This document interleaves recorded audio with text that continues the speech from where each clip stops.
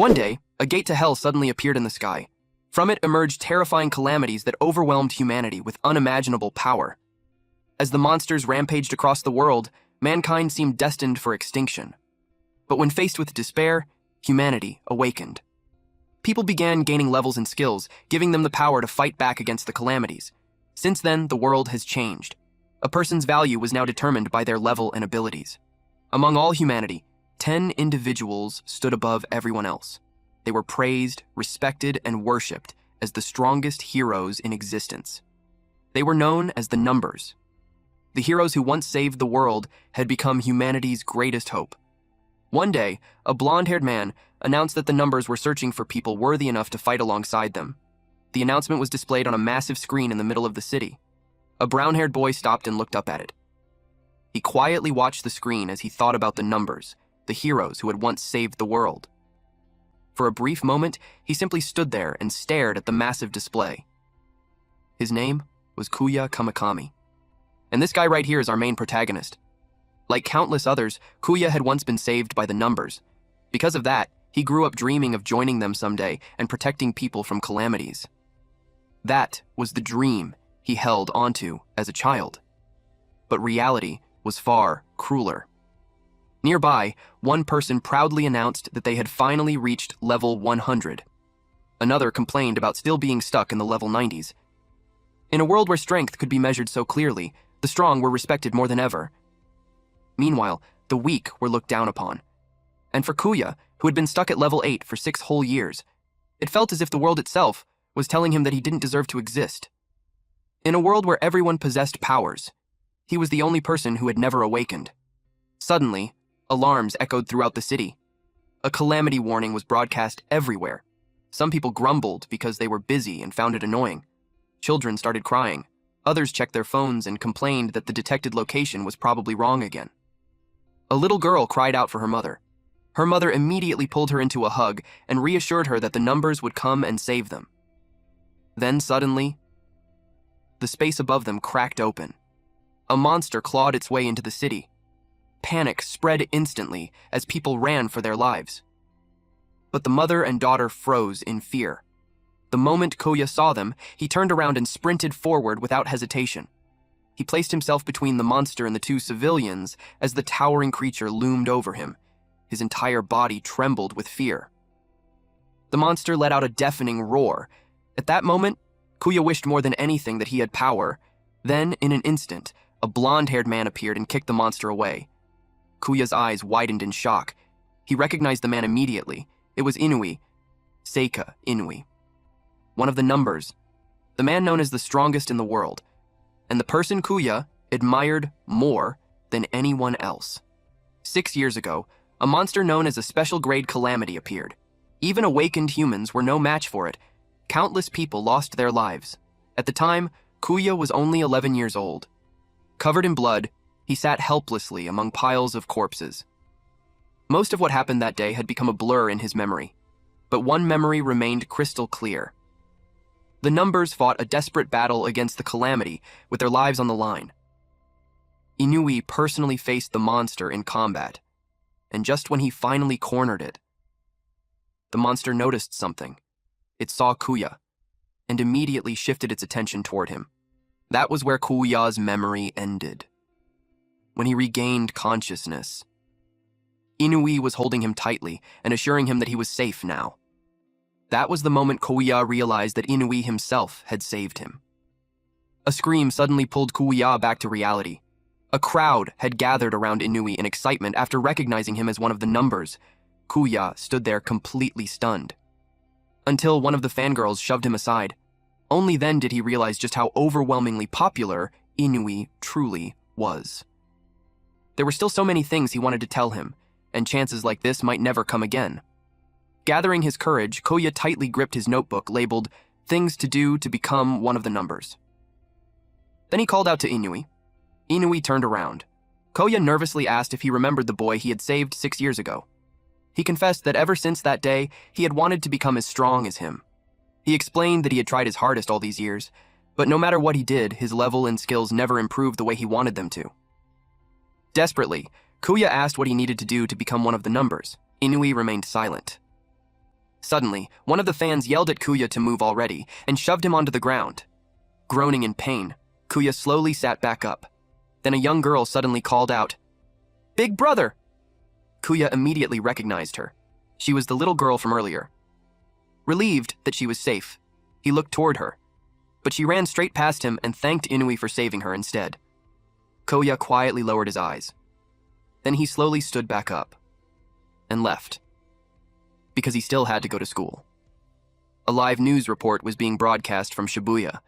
The reporter explained that although a calamity warning had appeared during one of the busiest hours of the day, a nearby subjugation team had responded immediately. She proudly announced that Seika Inui of the Numbers had successfully defeated the beast. Praising his swift actions, she declared that peace had once again been protected in Shibuya. Inui stated that the mission of the Numbers was to ensure that the tragedy from 6 years ago would never happen again. He declared that they would continue fighting with their lives on the line to uphold that duty.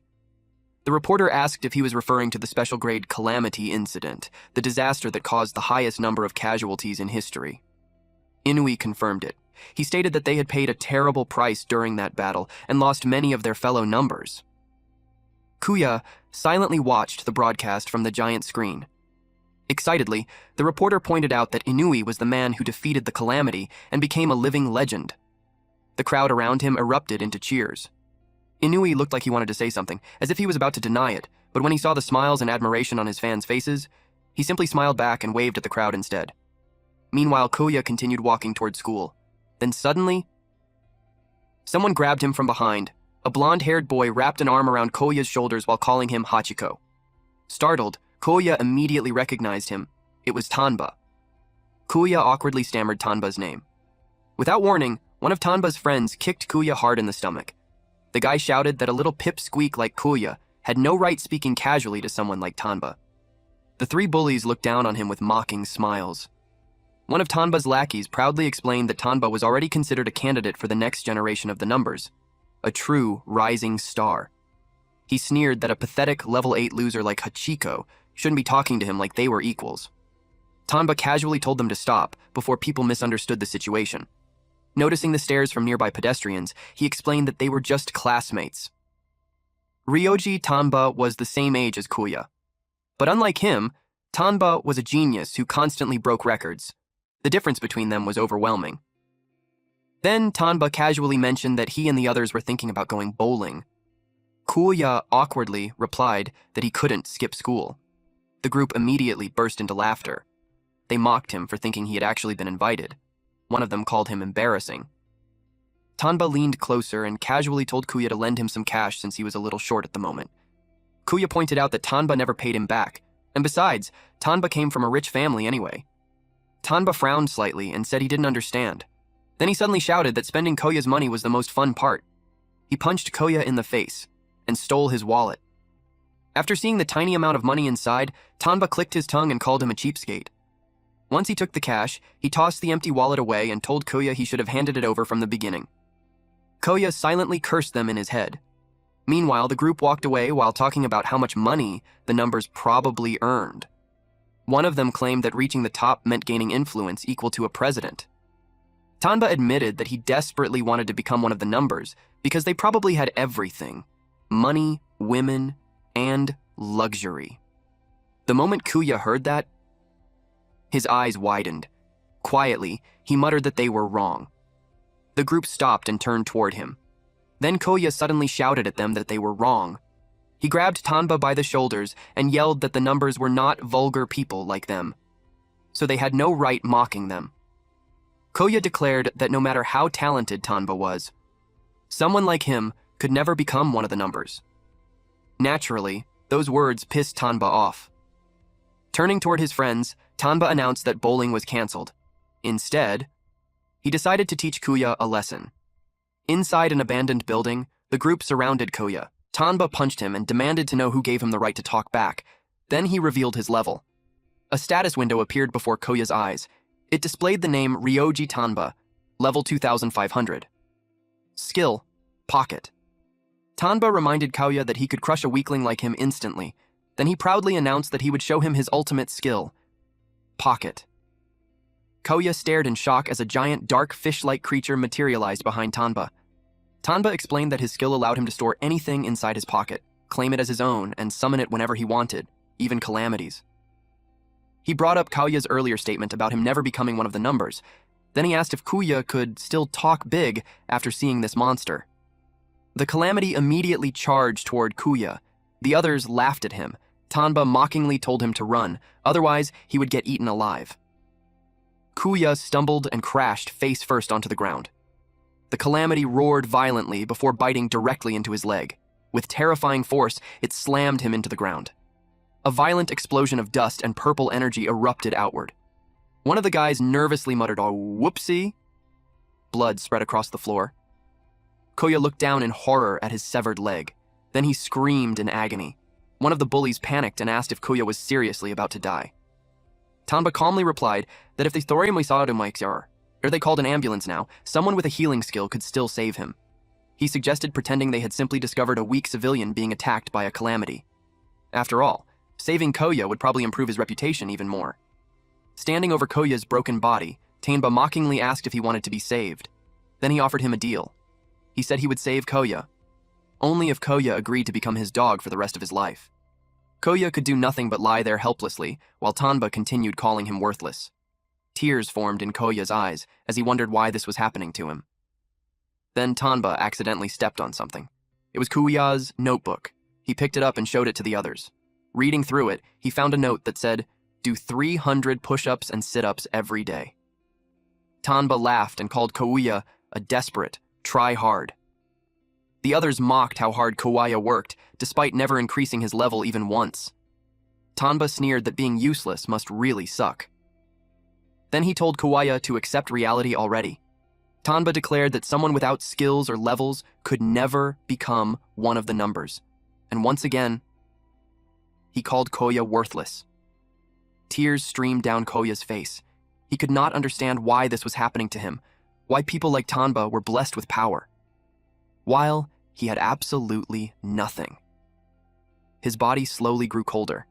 He wondered if this was really where he was going to die. And faced with such a miserable ending, Kauya quietly wondered what the point of his life had even been. Suddenly, a towering figure made of blazing red flames appeared behind the group. It declared that all of this was foolish. Kauya stared blankly at it. His vision was blurry.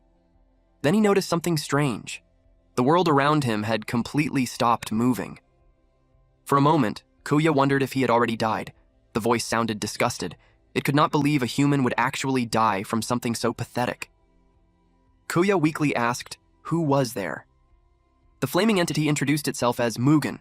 Then it asked Kauya if he had forgotten what happened 6 years ago. Kauya's eyes widened in shock, because this monster was the very same special-grade Calamity that Inui supposedly defeated back then. Mugen scoffed at the idea. It corrected Kauya and revealed the truth. It had never been defeated at all. Instead, it had been living inside Kauya this entire time. Kauya could not understand what it meant. Mugen explained that 6 years ago, after exhausting nearly all of its energy, it attempted to possess the body of the brat nearby. That brat had been Kauya. But instead of taking over his body, Mugen itself ended up being absorbed into Kauya instead. Mugen complained that watching Kauya's pathetic insect-like life for 6 straight years had been unbearably boring. It spent all that time asleep, unable to even take control of his body. Only now, after Kauya had nearly died, was it finally able to emerge again. Mugen coldly told Kauya that he was going to die. Pain covered Kauya's face. Mugen mocked his miserable life. Nobody acknowledged him. Nobody expected anything from him. Everyone treated him like an insect. Then Mugen asked Kauya if he knew why. It declared that it was because Kauya was weak. Kauya gritted his teeth in frustration. Mugen asked if power was truly what Kauya desired.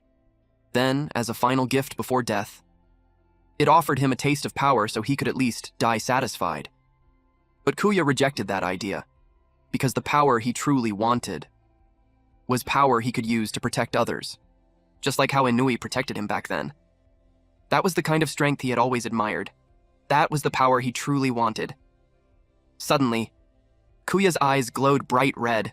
Violent energy began swirling around him. A terrifying force exploded from his body. Tanba and the others froze in shock. Then suddenly, The Calamity Tanba had summoned collapsed, dead on the spot. Koya's body slowly rose back to its feet, but it was no longer Koya controlling it. Mugen had taken over, and Mugen laughed with satisfaction after finally obtaining a human body again. Then it asked Kuya something. Had he ever wondered why his level never increased no matter how hard he trained? Mugen raised a fist and shattered Koya's status screen with a single punch. The broken screen cracked apart like glass. Then Mugen revealed the truth. Koya's status had been facing the wrong direction this entire time. An infinity symbol suddenly glowed brightly above Koya's body. Sinister red energy crackled violently around him as overwhelming power burst outward. Mugen truly reveled in the sensation of possessing a human body once again. Tanba wondered what exactly was wrong with Kuya.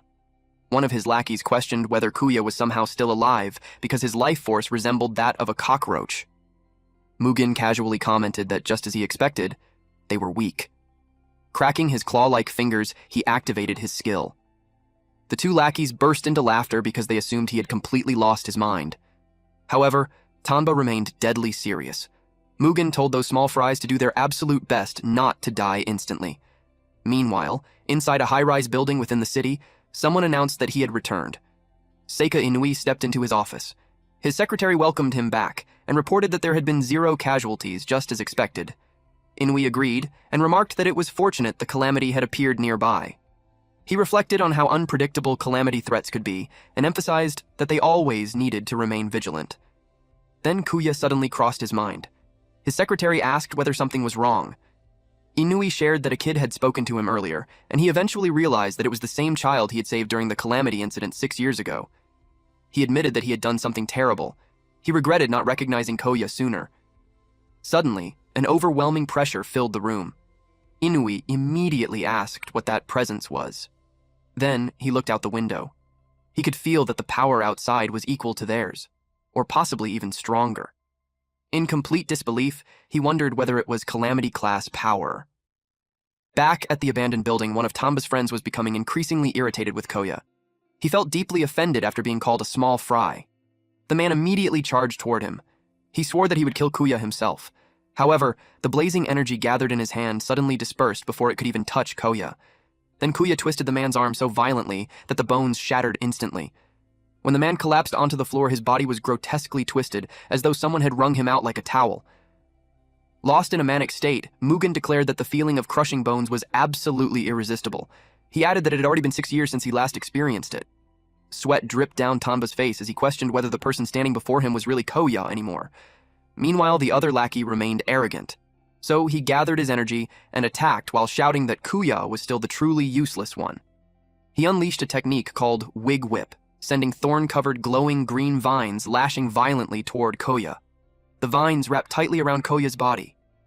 The man believed he had successfully captured him, so he became completely confused when the vines suddenly disappeared and Koya effortlessly sidestepped away. Then Koya raised his fingers. With a simple flick to the man's forehead, he launched him away while blood sprayed through the air. The impact sent the man flying backward violently as blood burst everywhere. Mugen casually declared that all of this was boring. He wanted something far more exciting instead. Suddenly, Mugen sensed something approaching. A wide grin slowly spread across his face after realizing that a big one had finally arrived. Tanba immediately activated his technique Pocket. Purple portals of energy opened all around him. Tanba shouted at Kuya not to get carried away and cursed him as a bastard. Then he unleashed countless daggers toward him at incredible speed. However, Mugen looked disappointed. He effortlessly shattered every projectile as he realized that the presence he sensed was not Tanba at all. Tanba stared in complete shock. Then, in a single instant, a powerful strike slammed directly into him. His body crashed violently into the wall. Several of his teeth flew out before he completely lost consciousness. Mugen continued staring ahead, clearly expecting someone else to arrive. Standing before him was a Calamity with writhing tentacles covering its face. Mugen grinned. He asked whether it had come to celebrate his revival before mockingly calling it Big Guy. Mugen already knew that this weak Calamity did not possess a will of its own, so he wondered whether it had simply been drawn there by sensing his power. Meanwhile, Tanba stared at the scene in complete confusion while blood dripped from his nose. He could not believe that just as Kuya suddenly became monstrously strong, another terrifying Calamity had appeared as well. At that point, he genuinely wondered whether he was dreaming. Mugen became excited and declared that it was finally time for some warm-up exercises. Inside his own mind, Koya questioned what exactly that power was. He slowly stared down at his own hands. Then he wondered whether he was even truly alive anymore, because only moments earlier, his body had felt freezing cold. Mugen stood before the gigantic Calamity and casually asked the kid whether he was still alive. With a sinister smirk spreading across his face, he asked Kuya once again if he was truly alive. Then Mugen slowly began walking forward while continuing to converse with him. A wicked smile appeared across his face as he told Kuya to enjoy the show from the best seat in the house. Power surged violently through his body, causing the ground itself to crack apart beneath him. Kuya questioned what Mugen meant and demanded to know what exactly he planned to do. Standing directly before the massive, tentacled Calamity, Mugen declared that his intentions should already be obvious. Then he brought up the burning incident from 6 years ago. Kuya suddenly remembered the horrifying sight of Mugen standing amidst a ruined city, while corpses covered the streets everywhere. Horrified, Kuya wondered whether that nightmare was about to happen all over again. Mugen declared that he would kill the Calamity first, and after that, he would resume slaughtering the humans. However, something suddenly made his eyes widen in surprise. Just thinking about the disaster from 6 years ago continuing once again, there was no way Kuya would allow that to happen. He desperately demanded his body back. Suddenly, violent energy surged throughout the body, and Kuya screamed in agony. Mugen roared furiously while demanding to know what Kuya had done. Without wasting another second, Kuya forcefully reclaimed control of his body. Mugen stood there completely dumbfounded. Meanwhile, Kuya himself could barely believe that he had actually returned. The giant Calamity loomed directly above him as Mugen demanded to know what exactly he had done. Mugen warned him that he was going to die. He added that if Kuya wanted to avoid that fate, then he needed to switch places with him again immediately. At that exact instant, the Calamity's attack nearly struck him. Barely managing to dodge, Kuya looked upward in confusion. Then he noticed a blade already lodged deep inside the Calamity's body, so he immediately rushed forward and drove it in even further. The giant tentacles attacked relentlessly from every direction, but Kuya moved at incredible speed while dodging every single strike. Mugen scoffed after realizing that Kuya was not only controlling the body again, but was also using Mugen's power at the same time. Kuya could feel his body moving almost on instinct.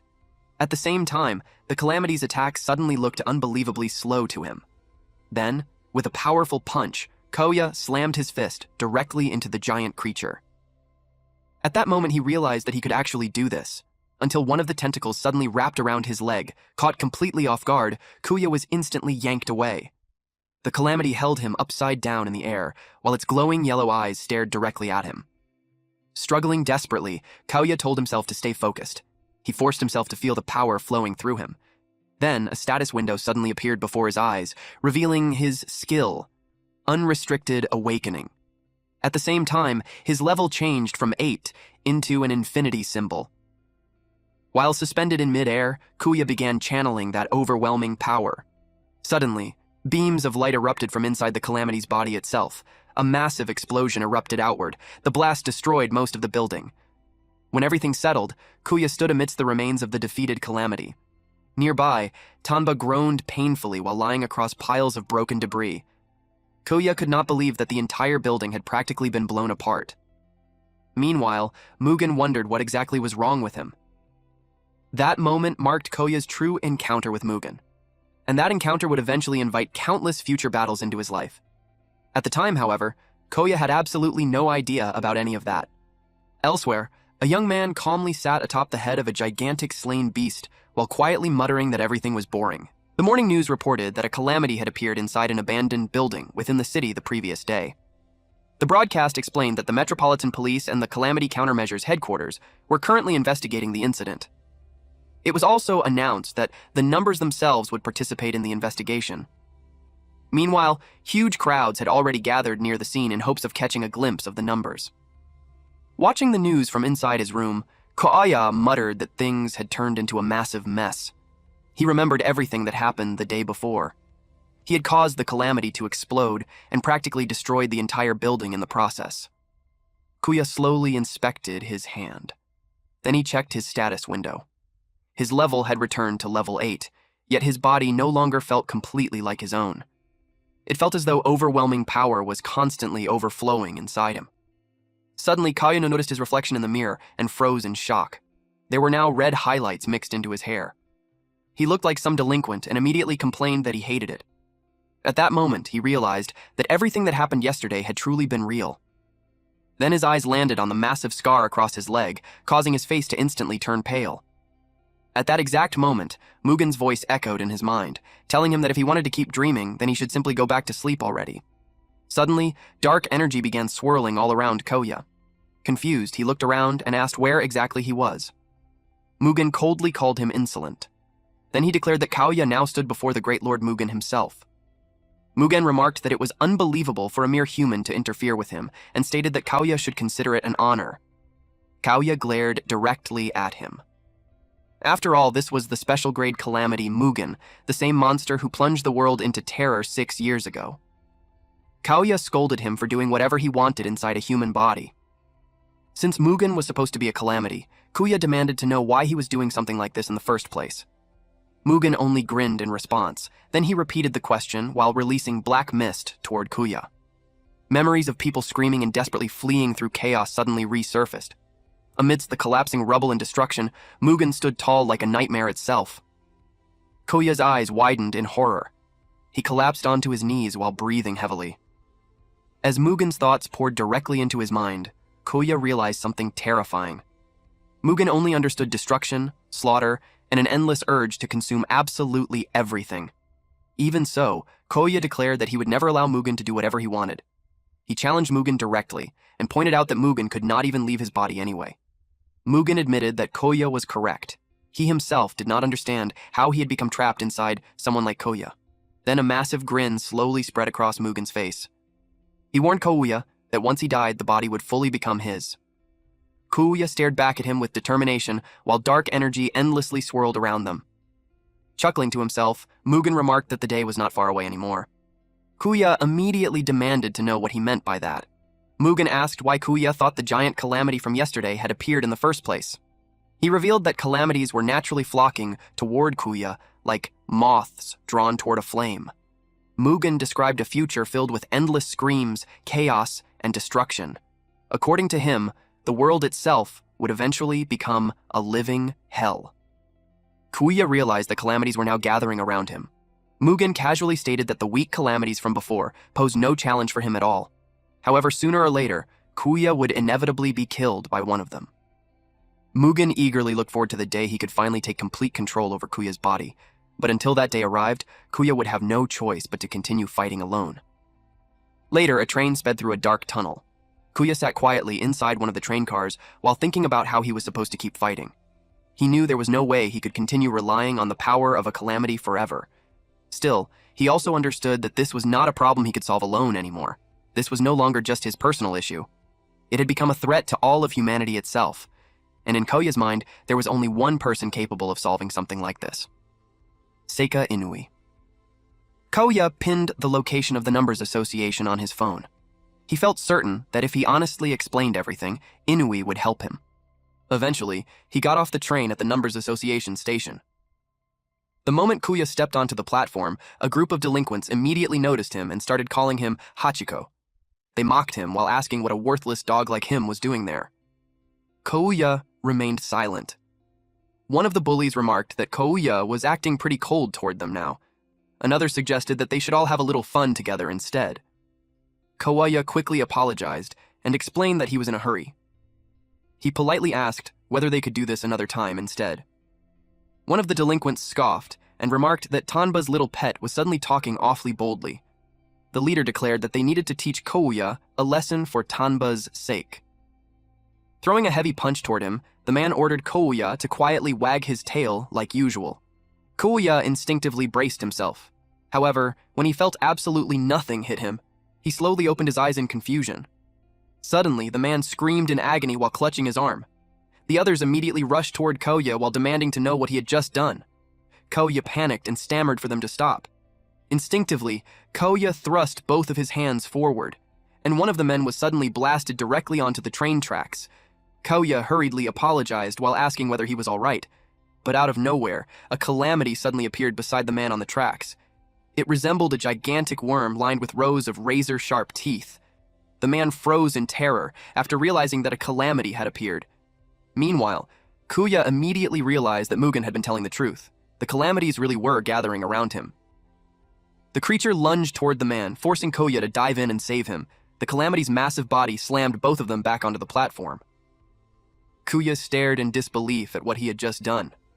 He wondered whether that had really been him moving just now. The calamity loomed menacingly above them. Kuya desperately wondered what he was supposed to do now. He honestly doubted whether he could even fight something like that. Nearby, a woman suddenly screamed in terror. There were even more calamities appearing throughout the station. At that moment, Mugen's words echoed throughout Kuya's mind. And Kuya immediately blamed himself for all of it. In his imagination, he saw humans being devoured by calamities all around him. He wondered what he was supposed to do anymore. All his life, he had wanted to save people, yet reality kept turning out to be the complete opposite. Then determination suddenly filled his eyes. It did not matter whether the power came from a calamity anymore. A worthless Hachiko like him could not afford to be picky. Whether it was power, granted by heaven, or power stolen from a calamity, Kuya chose to use it. He let out a loud scream as he activated that power. A status window appeared before him, displaying his skill. Infinite Awakening. His level no longer showed a number, and instead displayed an infinity symbol. This was his power now. Kuya charged forward. Then he threw a devastating punch toward the calamity that was about to devour the terrified woman. The woman stared at him in complete shock. Kuya had already made up his mind. If Mugen intended to take over his body, then he would simply use Mugen's power for himself instead. He continued punching through the calamities one after another. People watched in disbelief as the monsters' bodies were blown apart in midair. Meanwhile, Mugen noticed that Kuya had successfully drawn out his power once again. Eventually, the overwhelming energy finally settled down. The woman tearfully thanked Kuya for saving everyone. More survivors soon gathered around him, praising his strength while repeatedly thanking him over and over. Someone even shouted that Kuya looked just like one of the numbers themselves. Meanwhile, the two delinquents remained frozen on the ground in complete shock. However, Kuya himself remained deep in thought. He remembered being mocked his entire life as a worthless Hachiko. And now, he was determined to leave that identity behind forever. Most importantly, he was determined not to let Mugen take control of him. At the same time, inside a hospital within the city, Tanba repeatedly muttered the name Hachiko. Tanba gritted his teeth and swore that he would never forgive him. A nurse entered the room and informed him that he had a visitor. Annoyed, Tanba screamed at her, reminding her that he had already said not to let anyone inside. Inui immediately scolded him for speaking so rudely to someone taking care of him. Tanba replied that he was not impressed. However, the moment he heard Inui's voice, Tanba froze. He was shocked to see him and instantly became polite. Inui asked whether his injuries were all right after surviving such a disaster. He casually remarked that surviving a high-class calamity might actually make Tanba a lucky person. The woman standing beside Inui casually chewed gum, while Tanba recognized her as another member of the numbers. He wondered why such important people had suddenly come to visit him. Inui explained that they were currently investigating the person responsible for defeating the calamity. He told Tanba to speak up if he knew anything. Tanba froze the moment he heard the word defeated. It instantly reminded him of the way Kuya fought back then, and it made him furious. Tanba shouted at them to stop messing with him. He insisted that he was the one who killed the calamity. Then he desperately demanded that Inui allow him to join the numbers. Deep down, however, he refused to admit that Kuya had actually saved him. Instead, he kept convincing himself that he was the superior one. The woman's eyes faintly glowed as she casually popped her gum. Inui immediately noticed it. After a brief pause, Inui simply replied that he understood. Then, with a gentle smile, he told Tanba to focus on recovering first. He turned around to leave, but Tanba immediately sat up and shouted for them to wait. Desperately, he begged them not to leave and once again pleaded to be accepted into the numbers. Meanwhile, Inui and the woman walked through the hallway while talking about how Tanba was a complete dud. She remarked that he was trying way too hard to act tough when she could crush him effortlessly. Inui told her not to say that because Tanba was considered a rising star. She looked shocked after hearing that and commented that the world must truly be ending. Then he brought up the other survivor. He hoped their teammate was having better luck there. The woman asked who had been sent to meet the other survivor. He replied that it was the fast-rising number 13. She looked surprised and even questioned whether that was really a good idea. Inui explained that if the opponent truly possessed a special grade ability, then they would need a ranker of an equal level to deal with them. Otherwise, the survivor would be completely overwhelmed. They were talking about a genius who was destined to become the strongest. It was Kei Kusanagi. The massive skyscraper stood at the very center of the city. Koya stared at it in complete awe the moment he saw it. It was the Numbers Association. Information regarding calamities from all across Japan was gathered there, while rankers from every region constantly visited the building. Rankers were warriors who made their living by subjugating calamities. This was also the headquarters of the Numbers, the 10 pillars who stood above all rankers, which meant that Inui, the strongest man alive, was inside this very place as well. Koya needed a way to deal with the approaching calamities, yet he still had no countermeasure against Mugen, the calamity living inside him.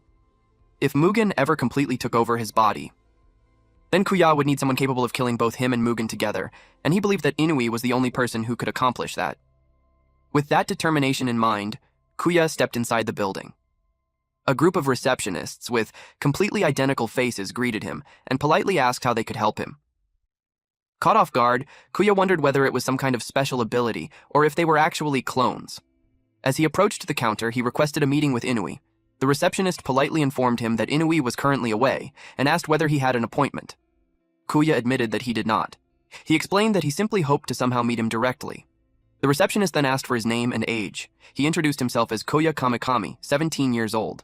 The receptionist looked surprised because it appeared that he did not have a skill registration on file. She pointed out that skill registration was mandatory for all awakened individuals. Intentionally avoiding registration would even be considered a crime. Kuya nervously stammered before admitting that his skill had simply never manifested until now. The receptionist finally understood the situation and instructed Koya to register his skill first. She also asked whether he wanted to register as a ranker at the same time. Kuya agreed, though he quickly became confused afterward. The receptionist directed him toward a machine and instructed him to place his hand on it. The machine would analyze his skill, and once that was complete, his registration process would be finished. Kuya immediately wanted to back out, but the receptionist offered to explain what being a ranker actually meant. Inside his mind, Mugen muttered that the place was unbelievably boring. He compared the people around them to grains of rice. At that moment, someone entered the building. It was Kei. A powerful aura surrounded him. Mugen immediately noticed his presence. Meanwhile, the receptionist continued explaining that registered rankers received rankings which changed depending on the calamities they defeated and the directives they completed for the association.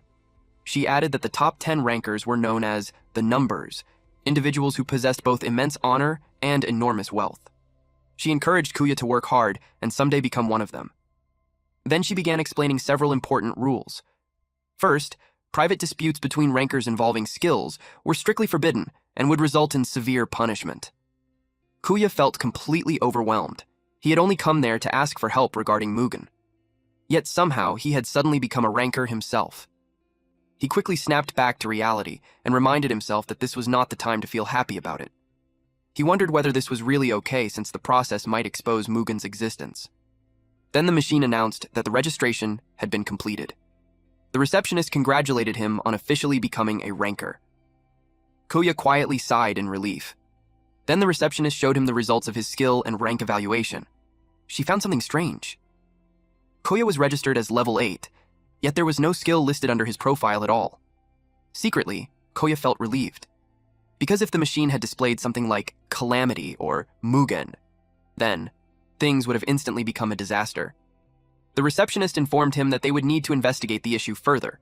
Kuya quickly told her that it was completely fine. Suddenly, Kei appeared behind him and asked whether he was Koya Kamikami. Caught off guard, Koya turned around and wondered who exactly this person was. Blue energy gleamed inside Kei's eyes. He declared that he had high expectations for Koya. In the very next instant, an overwhelming burst of blue energy exploded outward. The attack tore straight through the table while the receptionist stumbled backward in shock. Koya instantly evaded the strike and reappeared behind Kei. Kei looked amused by his reaction. Meanwhile, Kuya was irritated. He could not believe that the floor itself had been gouged apart. He demanded to know what Kei thought he was doing. Kei simply wondered whether Kuya was truly the one. Everyone became tense.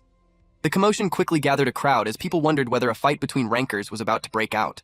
A group of receptionists immediately rushed over and warned them that duels between rankers were strictly forbidden. They ordered the two not to fight inside the association. Kei glared at them. The receptionist hid behind the counter while yelling that they would both be subjected to punishment if they continued. Meanwhile, Kuya simply observed Kei carefully. Sweat slowly rolled down his cheek. Kei noticed that Kuya had managed to dodge that attack, and because of that, he suspected that Kuya might actually be the real deal. Some people immediately recognized rank 13, Kei. However, those who did not know him asked whether he was famous. Another person replied that Kei was basically a complete weirdo. They described him as a battle maniac who constantly searched for strong opponents.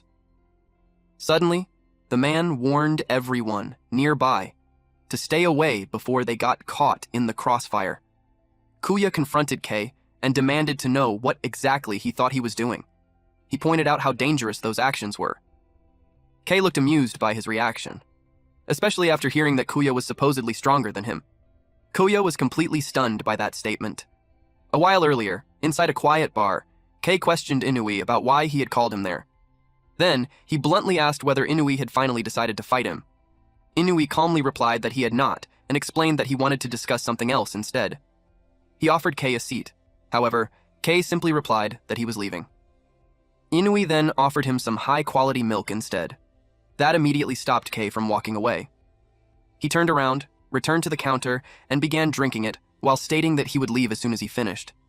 Only then did Inui finally explain that he wanted Kei to make contact with a certain boy. This boy happened to be the person who encountered and survived the Calamity earlier that morning. Kei asked why that mattered. Inui explained that Kei had sensed it too, that the Calamity had been dangerously close to special grade level. Therefore, if that Calamity had truly been repelled, then this boy might actually be stronger than Kei himself. That completely stunned Kei. Inui wanted to know whether the boy shared the same aspirations as them. He added that if Kei did not want to handle it, then he would personally take care of the matter himself. Kei immediately asked whether Inui intended to fight the boy. Inui calmly replied that it would depend on the circumstances. Kei's brows furrowed. He finished the rest of his milk in one go. Then, the moment he emptied the glass, he declared that he would be the one to fight Kei. Inui calmly replied that when the time came, he would accept Kei's challenge. Back in the present moment, Kei checked Koya's status window. He remarked that Koya's stats looked completely bugged. Something about them was obviously not right. Koya felt his skin sting from the pressure alone. Compared to this, even Tanba was nothing. The strength Koya sensed from Kei existed on an entirely different level. Kei remarked that if Koya refused to come to him, then he would simply approach Koya himself. He immediately unleashed another attack, forcing Koya to barely evade it in time.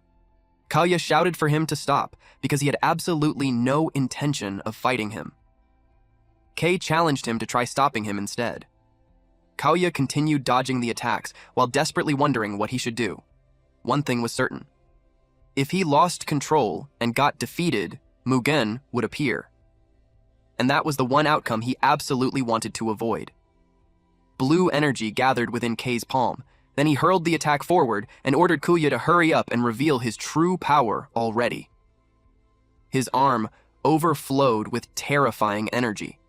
He was trying to force Kuya into exposing his real strength. Kuya immediately realized how bad the situation had become. He prepared to dodge. But then, he suddenly noticed a child standing directly in the attack's path. His eyes widened in shock. The child was too terrified to even move. Koya yelled at Kei to stop because there was a child there. But Kei showed no intention of stopping, forcing Koya to block the attack with his forearms instead. A massive explosion swallowed the area in blinding light. When the smoke finally cleared, Kei calmly stood amidst the destruction. He remarked that no matter how he looked at it, Koya definitely was not just level 8. Meanwhile, Koya tightly held the child protectively in his arms. He was furious at Kei and demanded to know what his intentions actually were. That kind of power was supposed to defeat calamities and protect people. Kei immediately replied that it was not. He revealed that he simply fought because it was fun. To him, it made no difference whether the opponent was a human or a calamity. All he cared about was testing the limits of his own strength. Infuriated, Kuya shouted for him to stop messing around. He declared that someone who used power so arrogantly was no different from a Calamity himself. Kei taunted Kuya by suggesting that he tried defeating him if he truly believed that. Blue energy condensed into a sphere, directly in front of Kei. He expected Kuya to rush toward him. Kuya suddenly became confused when Kei appeared far closer than expected for the attack. A punch nearly slammed into him. Kuya wondered if Kei had just teleported. Then, Kuya noticed Kei's stance. He realized Kei was about to charge once again. Suddenly, Kei closed the distance so quickly that Kuya could barely dodge in time. He realized that his body itself was being forcibly dragged toward Kei. Then Kei delivered a powerful kick. Mugen immediately realized what was happening and found the entire situation amusing. Mugen encouraged Kuya to hurry up and die already so he could finally take over the body completely. Desperate, Kuya poured all his strength into his fist and launched a counterattack. At the same time, Kei clenched his fist as blue energy gathered around it. Kuya was caught completely off guard. Instead of being pulled toward Kei this time, his body was suddenly pushed away with violent force, causing him to slam hard into a wall. Kei raised the orb of energy resting on his palm before leaping into the air. Then he hurled it directly toward Kuya. Kuya barely managed to dodge before appearing behind Kei. Kei questioned why Kuya kept pretending to hold back. However, when he turned around, he immediately noticed something different. Kuya now wore an extremely serious expression. He suddenly rushed forward. Kuya realized that Kei's ability allowed him to manipulate his movements while firing off devastating energy blasts. He still had no idea what kind of skill it actually was. However, he noticed one important detail. Every time Kei clenched his hand, Kuya's body was forcibly moved. Because of that realization, Kuya chose to engage him in close combat instead. He threw a punch directly at Kei. Bursts of energy exploded around their fists as the two continuously exchanged blows. Kei remarked that everything Kuya did was unbelievably boring. Then he punched Kuya directly in the jaw. A second later, he struck him from the opposite side.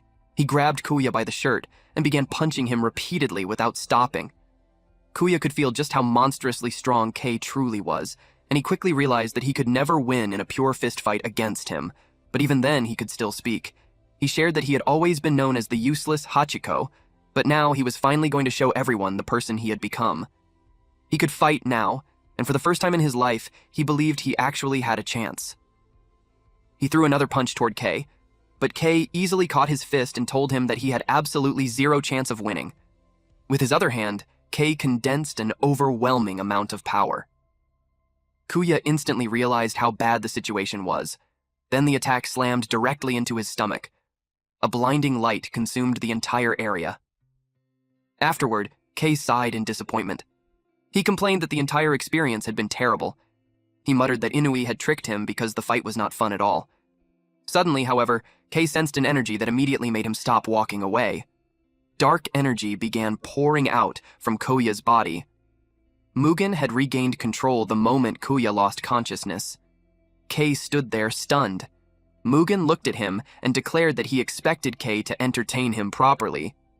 Then Mugen warned the mushroom head to brace himself. Mugen laughed loudly. He was thrilled now that it was finally his turn to play. Kei looked confused. He wondered if Kuya had become a completely different person. Even though the appearance was mostly the same, Kei could tell that the being standing before him was no longer acting human at all. It felt like an entirely different creature had taken over. Mugen suddenly lunged forward. Kei's eyes widened in shock when a slash tore across his body and blood sprayed into the air. For a brief moment, he genuinely thought he had been killed. He dropped to one knee while clutching his side as Mugen slowly loomed over him. Mugen remarked that he had originally aimed for Kei's head, but Kei barely managed to dodge at the last possible moment. Then, he asked whether Kei could still fight because he could smell the exact same thing coming from him. Joy. A crazed smile slowly spread across Kei's face. Kei suddenly leaped upward and launched another attack. Mugen declared that he had already figured out the secret behind Kei's ability. He guessed that it involved compression, such as compressing either space itself or matter. Kei confirmed that Mugen was correct. Energy condensed within Kei's palm once more. Kei warned him that if the attack landed, calling it painful would not even come close to describing the damage. The two clashed head-on as their powers collided in a blinding explosion of energy. Mugen found it genuinely interesting, remarking that ordinary calamities did not possess abilities like this. Kay was suddenly caught off guard. Mugen's punch slammed directly into his face. The impact was so overwhelming that when Kay crashed into the ground, the earth itself caved inward. Mugen declared that skills meant absolutely nothing in the face of overwhelming power.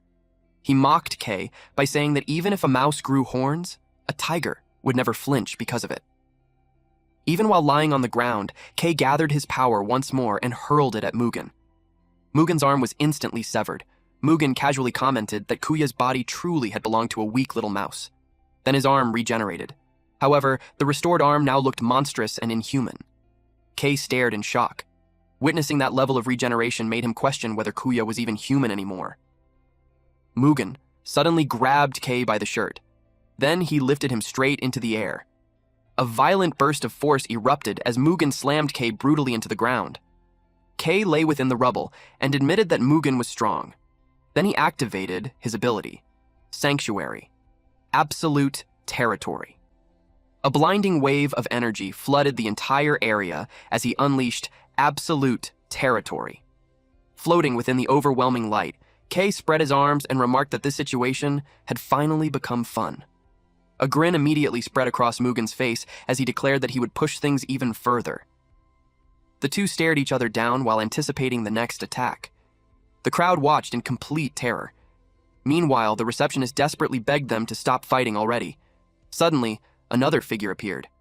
The moment the receptionist saw that person, she immediately stopped crying.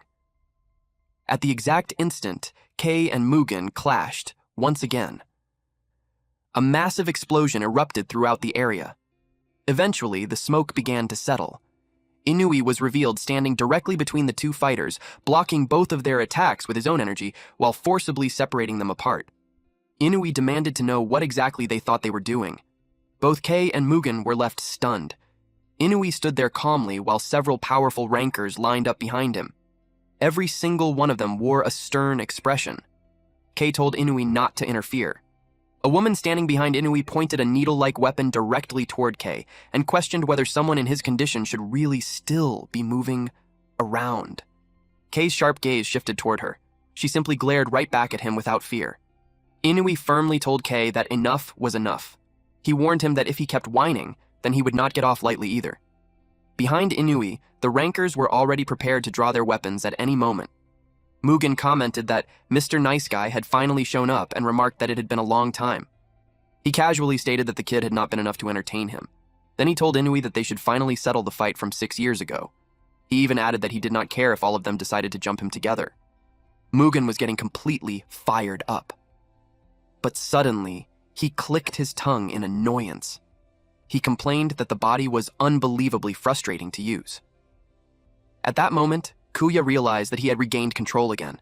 His body nearly collapsed to the floor, but Inui caught him before he could hit the ground. Inui quietly looked at Koya and remembered that he was the same boy who had once asked how he could become one of the numbers. Then realization finally sank in. Inui carried Kuya in his arms. However, someone suddenly told him to wait. Kay declared that the boy was his prey and that he had no intention of handing him over. Inui calmly told him to move aside. He explained that the numbers would later decide Koya's fate, along with Kay's punishment as well. Kay looked confused by that statement. Inui explained that he had only wanted to confirm whether Koya was truly on their side, yet somehow the situation had turned into a complete disaster instead. He declared that this was a severe violation of regulations and warned Kay that he would also be held responsible. Kay dismissively replied that those rules only existed because they were convenient for people like Inui. Inui responded that Kay should hurry up and stand on the side, powerful enough to force its own convenience onto others. With that, Inui turned around and walked away. Kuya slowly regained consciousness. He asked where he was. To his surprise, he found himself strapped into a metal chair, both his hands and neck tightly locked in place. Inui stood before him and calmly stated, "So, you've finally woken up." Koya managed a small smile when he saw him. Inui continued, explaining that Koya had engaged in an unauthorized duel between rankers, causing massive destruction to nearby structures and even resulting in casualties. As a result, Inui declared that Kuya was being sentenced to death by execution. Kuya's eyes widened in shock and fear. At the Numbers Association headquarters, Kuya Kamakami sat restrained in a chair. He was completely shocked. A grim Reaper-like figure appeared before him. Inui coldly announced that Kuya's execution would now begin and ordered Kurusu to carry out the sentence. Koya was left speechless. The man wearing glasses calmly told Koya not to resent him because he was merely following orders. Koya desperately thought that they absolutely could not do this because of Mugen living inside him. He pleaded for Inui to listen and shouted that they absolutely could not execute him. He tried to explain that if he died, the calamity sealed within him would be unleashed. However, before he could even finish speaking, a slash suddenly cut through the air. The chains restraining Koya were instantly severed and crashed onto the floor. Koya stared in confusion. Inui had already confirmed the truth himself. He apologized for being rough with Koya, explaining that he needed Koya to personally admit the truth before he could properly prove it. Koya tried to say something. However, Inui interrupted him and spoke toward the CCTV cameras instead, asking whether they had all seen enough. He explained that Koya's violent rampages up until now had all been caused by the calamity living inside him. Then he asked whether they still intended to continue with the execution. A government official speaking through the camera stated that they would leave the matter entirely in Inui's hands. However, if another incident happened, Inui himself would be held responsible. Inui calmly replied that he was fine with that because taking responsibility was the duty of adults. Then he casually remarked that some adults seemed extremely eager to avoid responsibility altogether. The official reminded him that the government was providing the Numbers Association with an enormous budget and ordered them to quickly create a world free from calamities. Inui simply acknowledged the order with a respectful bow. Once the meeting ended, Kurusu prepared to leave the room. Inui quietly noticed him. Kuya finally realized that the man was Akikyo Kurusu, the number 2 ranker among the numbers. Kurusu stated that he was a very busy person. Kuya then noticed the girl beside them casually blowing bubblegum and realized that she was Mitsumi Shinomai, the number 10 ranker among the numbers. He was amazed that there were actually 3 members of the numbers gathered inside the same room. Kurusu remarked that even the smallest uncertainty should always be eliminated. He firmly expressed his belief that the boy should still be executed. With that, he quietly closed the door behind him. Mitsumi clicked her tongue and complained that Kurusu was way too full of himself. Inui defended him by pointing out that Kurusu still played along with his little act and even used his skills to help him. That was why he actually liked him. He thanked Mitsumi for staying, but she immediately announced that she was leaving too. Afterward, Inui turned his attention toward Kuya Kamikami. Inui remarked that this was already the 3rd time he had saved Kuya. He apologized for not recognizing him earlier. Kuya was stunned that Inui actually remembered him. Kuya then asked how Inui had figured out that there was a calamity living inside him. Inui claimed that he simply had a very good sense of smell, and Kuya carried the scent of a calamity. Kuya looked shocked by that answer. Inui also brought up the drastic changes in Kuya's appearance and personality. He stated that it was obviously not happening through Kuya's own will, and he also could not believe it was merely some kind of skill. On top of that, when Inui met Koya the day before, he had not smelled like a calamity at all. And Koya also just happened to be present at the abandoned building in Shibuya when the calamity first appeared.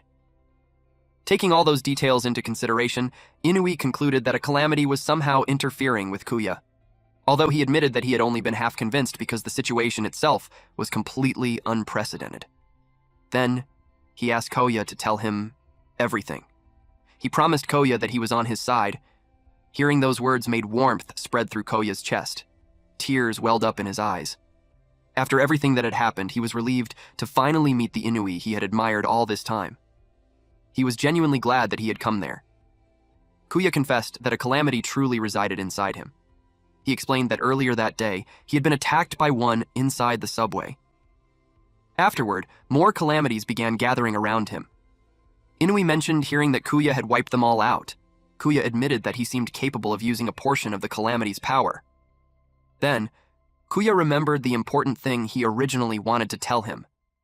He was just about to confess it when a menacing creature suddenly burst into the room. A man wearing a fur coat appeared.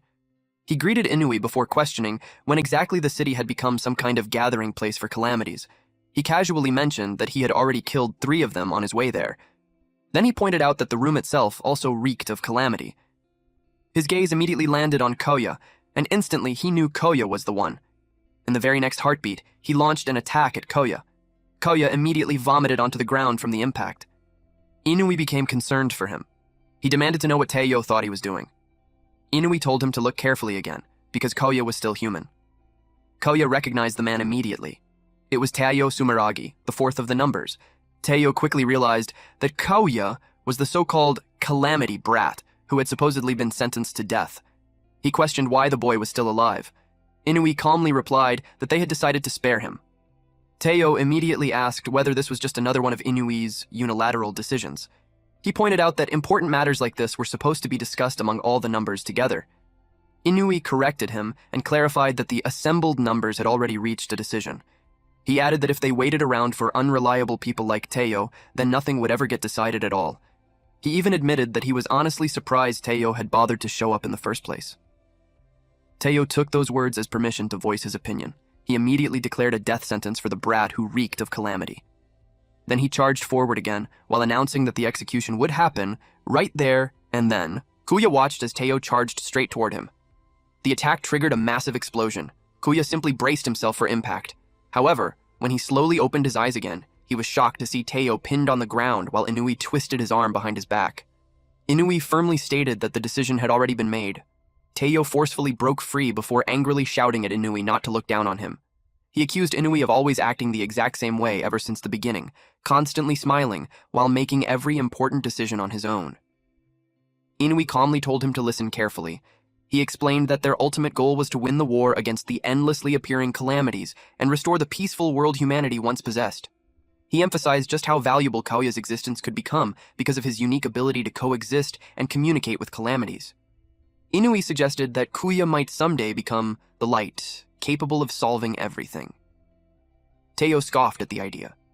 He questioned how someone who seemed to embody all of the world's weaknesses could ever become humanity's hope. Kuya stepped forward and admitted that he was not someone special at all. He confessed that he had willingly allowed a calamity to enter his body, and he honestly had no idea what might eventually happen to him. That was the reason he came there in the first place, because he could no longer handle everything alone. Then he made a serious request toward Inui. He asked that if he were ever fully possessed by the calamity and started hurting innocent people again, he wanted Inui to kill both him and the calamity together. Koya deeply bowed his head. Teo looked genuinely surprised by those words. Even Inui remained speechless for a few moments.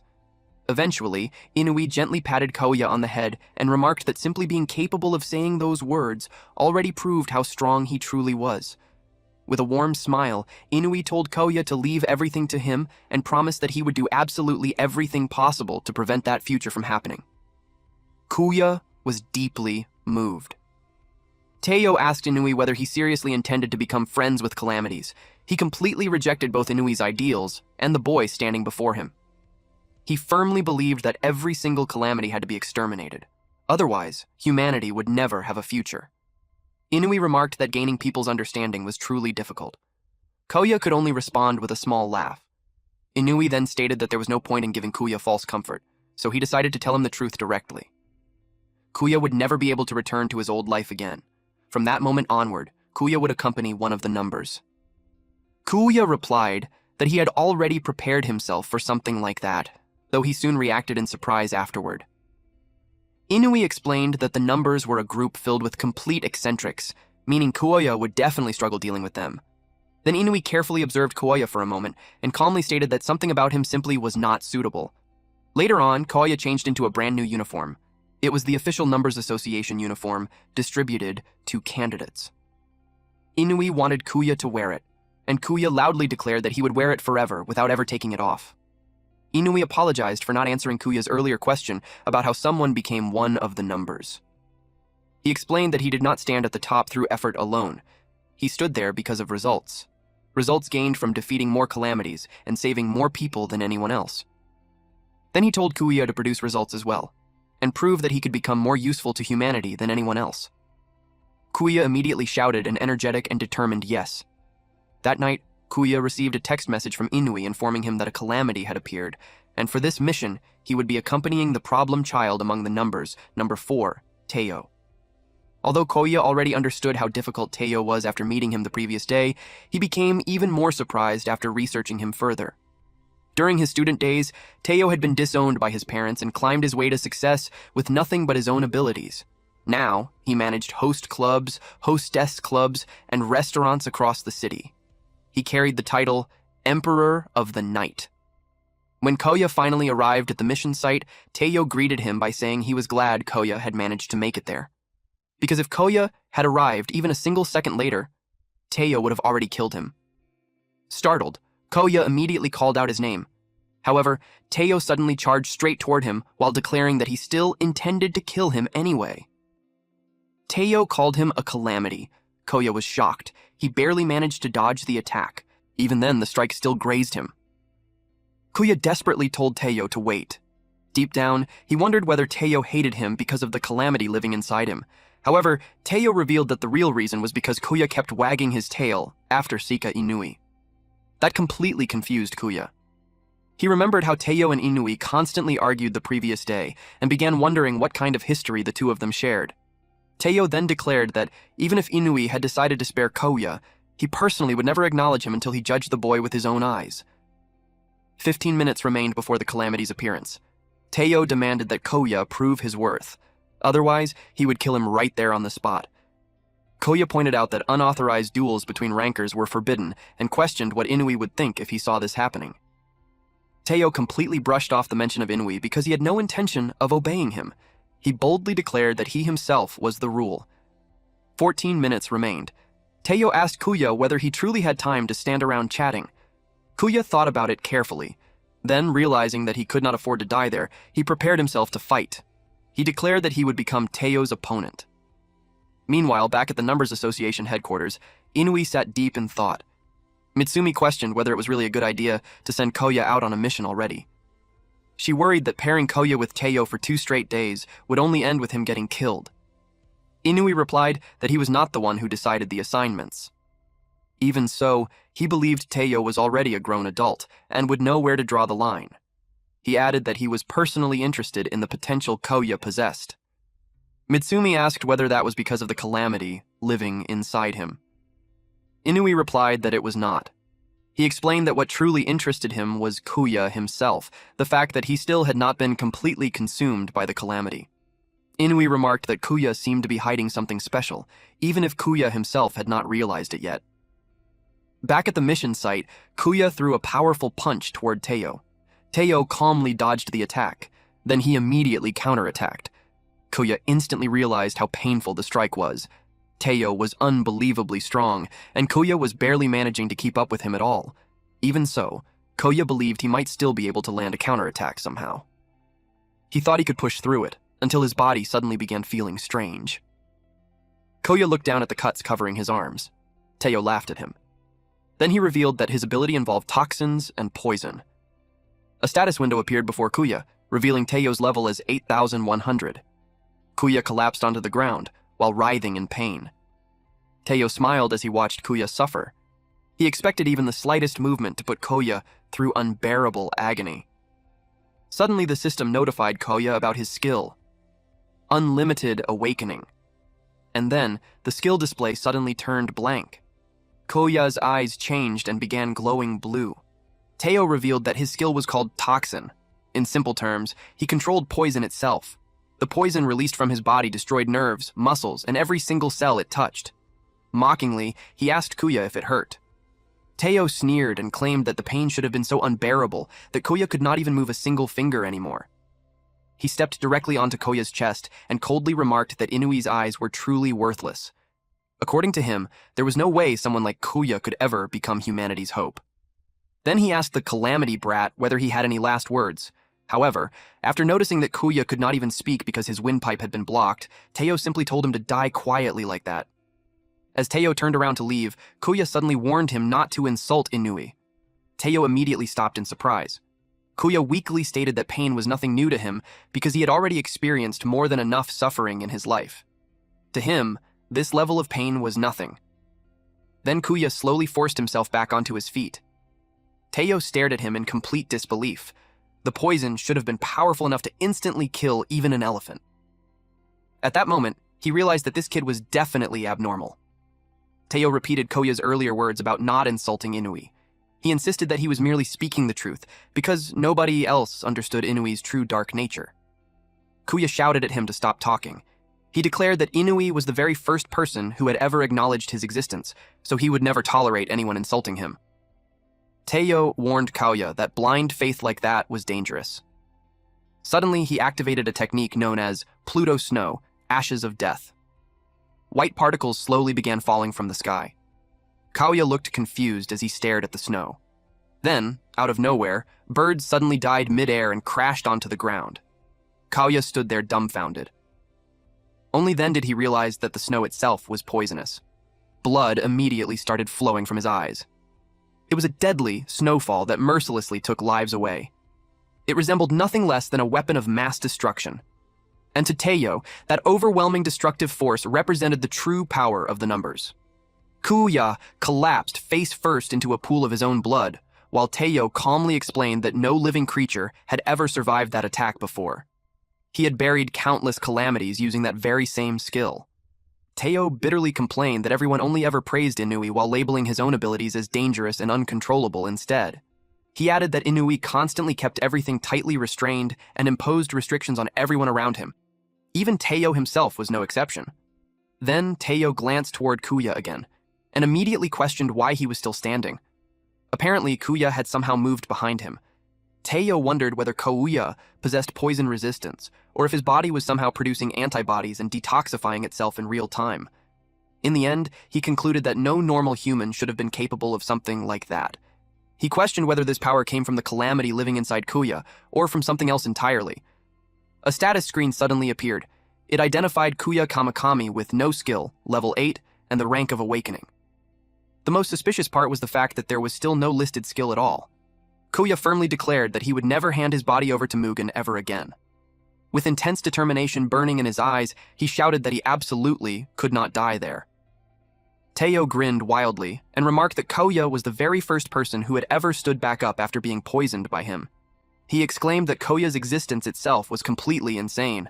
The two immediately clashed once again, their battle rapidly intensified. At that exact moment, the countdown finally reached 0.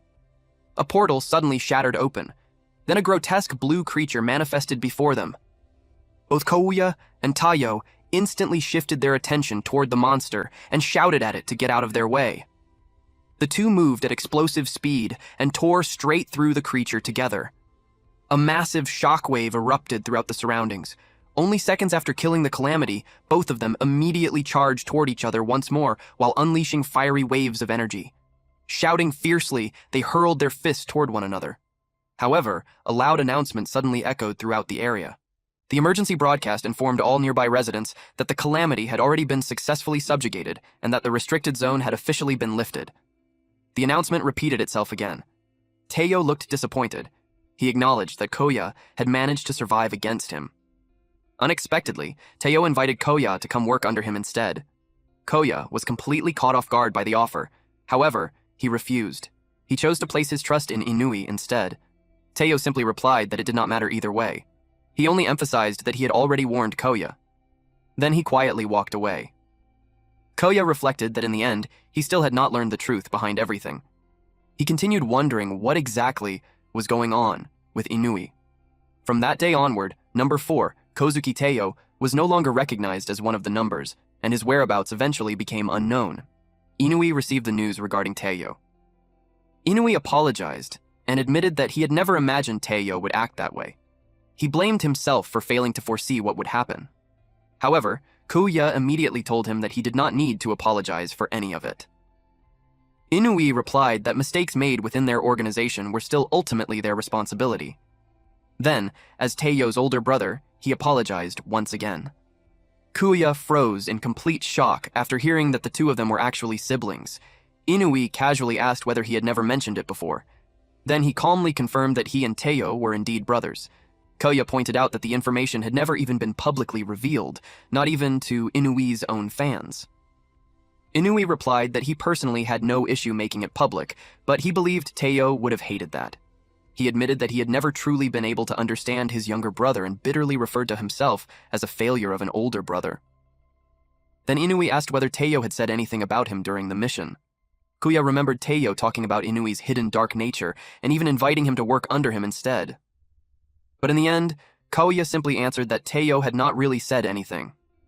Inui quietly acknowledged the answer before informing Kuya that he had successfully subjugated the Calamity and completed the mission. Then, with a calm smile, he invited Kuya to come back home. Kuya Kamikami stood in front of his school building and quietly acknowledged that it had been a long time since he last returned there. Earlier, Inui had instructed him to go back to school.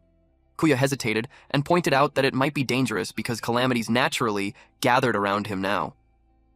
Inui questioned whether that was really a reason to avoid going, especially when Kuya still needed to handle withdrawal procedures and collect his belongings. Then he asked whether Kuya truly did not want to meet his teachers or say goodbye to his friends. He reassured Kuya that he would personally handle all the arrangements, so Kuya did not need to worry about calamities appearing. Inui then instructed Shizuka to prepare everything. Shizuka confidently assured him that she would handle all the arrangements properly. Inui simply told Kuya to enjoy his final day at school. Standing alone at the school gates, Kuya thought to himself that Inui was genuinely kind.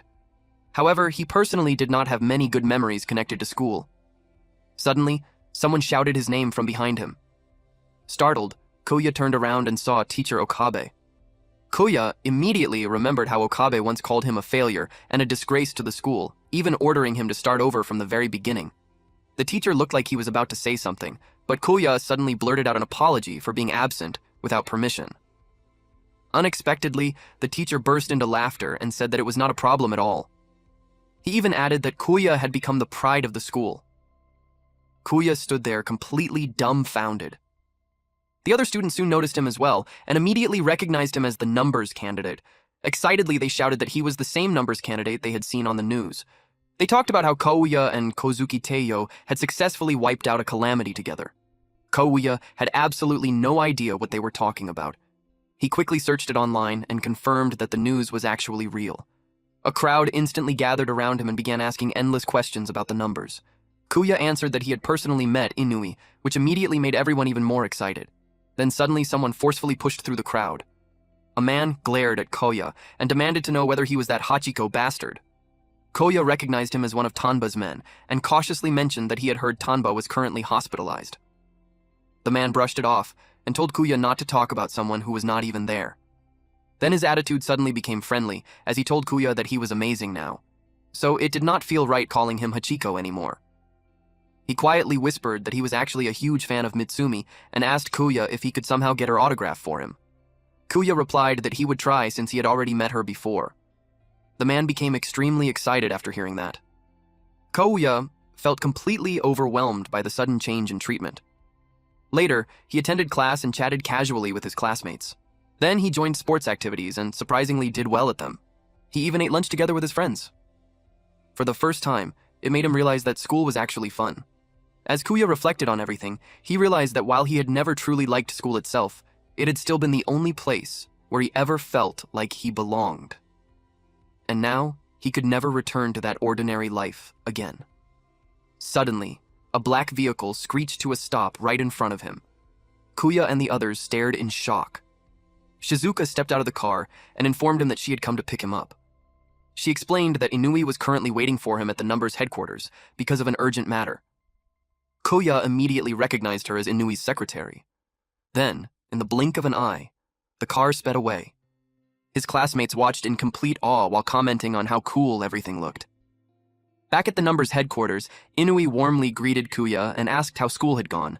Kuya looked slightly unwell, but he quickly replied that it was nothing serious.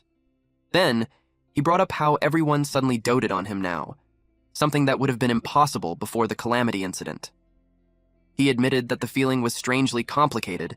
Inui commented that Kuya was still pessimistic as always. He added that if he were in Koya's position, he would probably just accept that power as his own ability. Kuya immediately puffed up and argued that it really was his ability, and the exaggerated way he reacted caused both of them to laugh together. Afterward, Inui explained that Kuya would continue accompanying the numbers from now on. He warned him that the numbers were filled with even more eccentric people than Teiyo, meaning Koya's struggles were only beginning.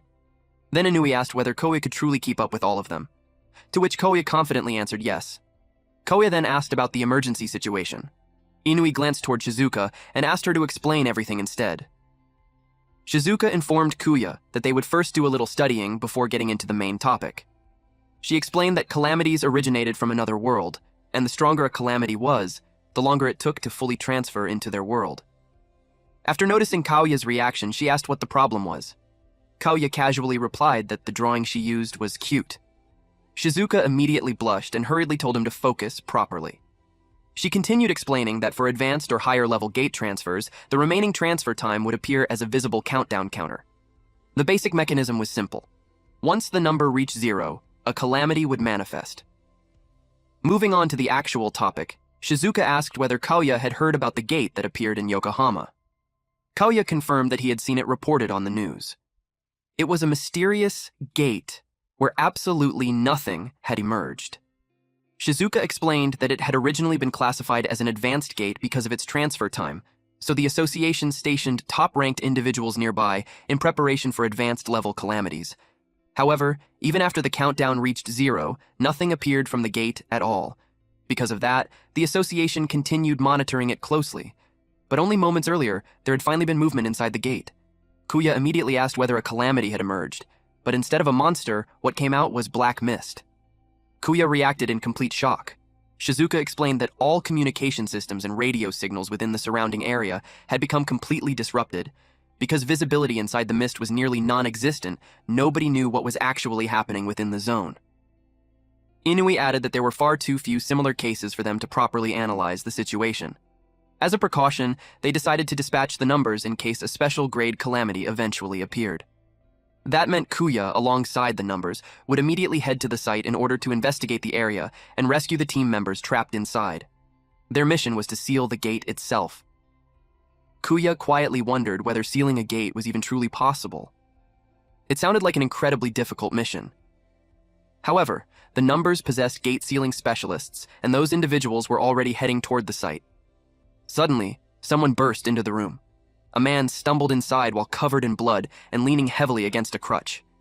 He apologized to Inui and claimed that the calamity had gotten the better of him, so he could no longer continue the mission. Gasping heavily, he declared that he would leave the rest in their hands. Kaoya's jaw instantly dropped. Then the man collapsed onto the floor. Koya immediately recognized the injured man as Sasaragi, one of the numbers. He urgently shouted for someone to call medical treatment immediately. However, Kuya became confused when he noticed Inui's completely calm expression. Inui simply told Sasaragi to stop fooling around because he struggled dramatically like this every single time. Kuya stared in confusion. Sasaragi let out a tired sigh. Then suddenly, he stood up perfectly fine as if absolutely nothing had happened. Kuya was completely dumbfounded. Sasaragi had never actually been injured at all. He simply muttered that everything was annoying. Then he looked toward Koya and asked who exactly he was. He mentioned that Koya's face looked strangely familiar. Then suddenly, he remembered. Without warning, Sasaragi started flailing dramatically across the floor. He complained that even thinking, standing, and sitting down felt like too much effort. Then he asked once again who the kid was supposed to be. Koya introduced himself properly. The moment Sasaragi heard the name, he immediately realized that this was the same person the association had been making a huge fuss about. He instantly told them not to drag him into this mess because it sounded far too troublesome for him to tolerate. Sasaragi then asked Inui what exactly was happening and whether he was supposed to head to Yokohama now. Inui calmly assigned him to the mission. Sasaragi would accompany Koya to seal the gate, while also teaching him everything he needed to know. Koya looked completely surprised by the decision. However, Sasaragi looked even more shocked than him, and his reaction came out as one extremely long, confused, "Huh?" He immediately refused. He demanded to know why he had to take on such an unbelievably troublesome assignment. Inui calmly told him to stop whining and explained that guiding candidates was part of the official duties of the numbers. Panicking, Sasaragi argued that guidance meant he would actually have to think for himself and make decisions personally. Then he continued rolling around on the floor while throwing a full tantrum because the entire thing sounded like way too much work. Completely freaked out, Kaoya wondered what exactly was wrong with this guy. A helicopter flew over Yokohama toward a massive black mist covering the area. From the open door, Koya called out to Sasaragi as he spotted the fog and confirmed that the entire place was surrounded by it. Inside the helicopter, Sasaragi cried out that he was terrified because he had acrophobia and desperately begged to go home. Kuya shouted that he had never heard of a number being afraid of heights and called it completely troublesome. Sasaragi argued that dismissing it was discrimination against numbers. As Kuya told him to stop talking nonsense, Sasaragi collapsed onto his seat and claimed he was losing consciousness from fear. Kuya watched him fall asleep. It made him wonder whether he was really okay. The two stood before the black mist. Kuya remarked that it looked even more ominous up close. Their mission was to rescue the rankers, subjugate the Calamity, and close the gate. When Kuya asked if he could really close it, Sasaragi suddenly claimed he was suffering from malnutrition, muscle strain, and a skull fracture while pulling out an IV drip. He really was overreacting. Kuya shouted in shock and demanded to know why he even had that with him. Sasaragi lay down on a nearby bench and weakly said he would leave the rest to Kuya. Deep inside, Kuya knew he was faking it. He questioned why someone like him belonged to the numbers.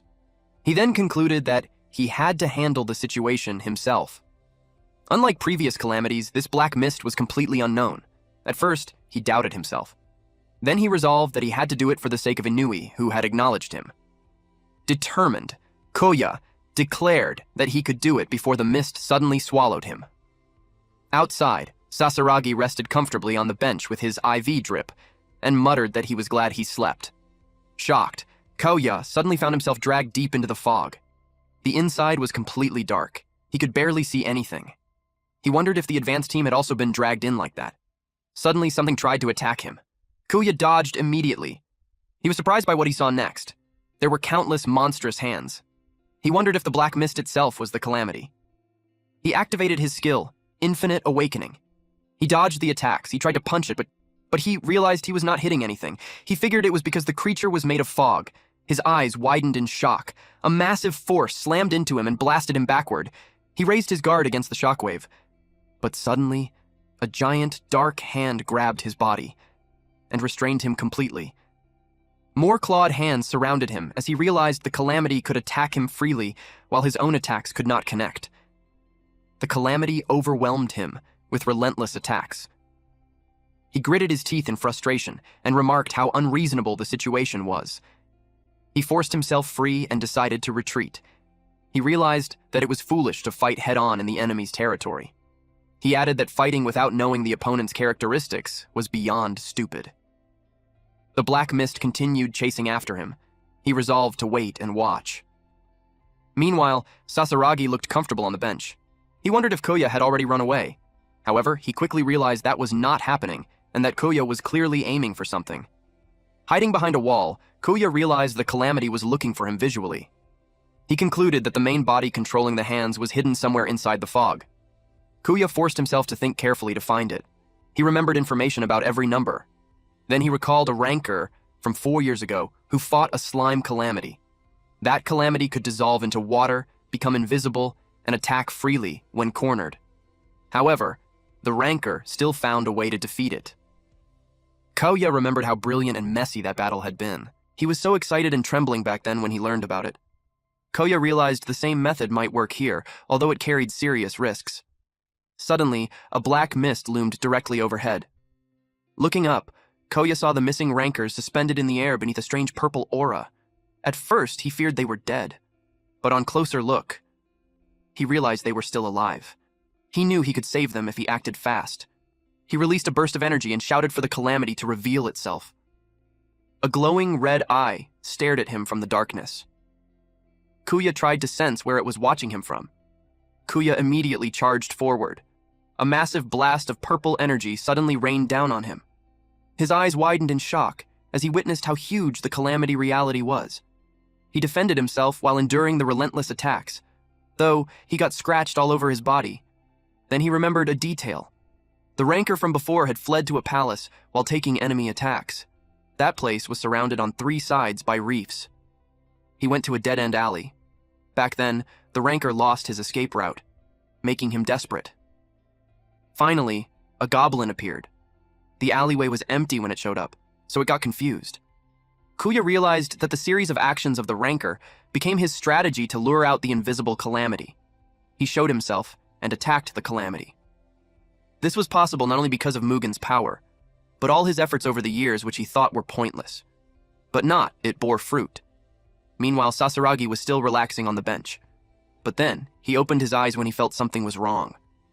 At the same time, Kuya closed in to declare a checkmate. Suddenly, his power stopped. He was shocked. His body suddenly refused to move. Inside him, Mugen grinned widely. He declared that the skill Infinite Awakening had been forcibly stopped. A countdown timer appeared before Kuya, stating that the skill would remain locked for 120 seconds. Kuya's body stopped moving. Mugen remarked that the skill apparently had usage restrictions. It made sense when Kuya used it often. The timer continued counting down until restart. Sasaragi lay on the bench and wondered if Kuya had already run out of skills. He muttered that Kuya was a complete idiot. Meanwhile, the goblin was confused. It inspected him, and started mocking him by showing its butt to him while he couldn't move. Then it had thought of an evil plan. Kuya was confused when purple mist swirled around him. Massive clawed arms emerged from the darkness as the creature transformed into a gigantic, horned demon. Kuya froze in shock. The Calamity slammed him into the ground and crushed him beneath overwhelming purple energy. Kuya cried out. The Calamity began concentrating its energy. Kuya knew this was really bad. He saw the timer, and it still wasn't ready.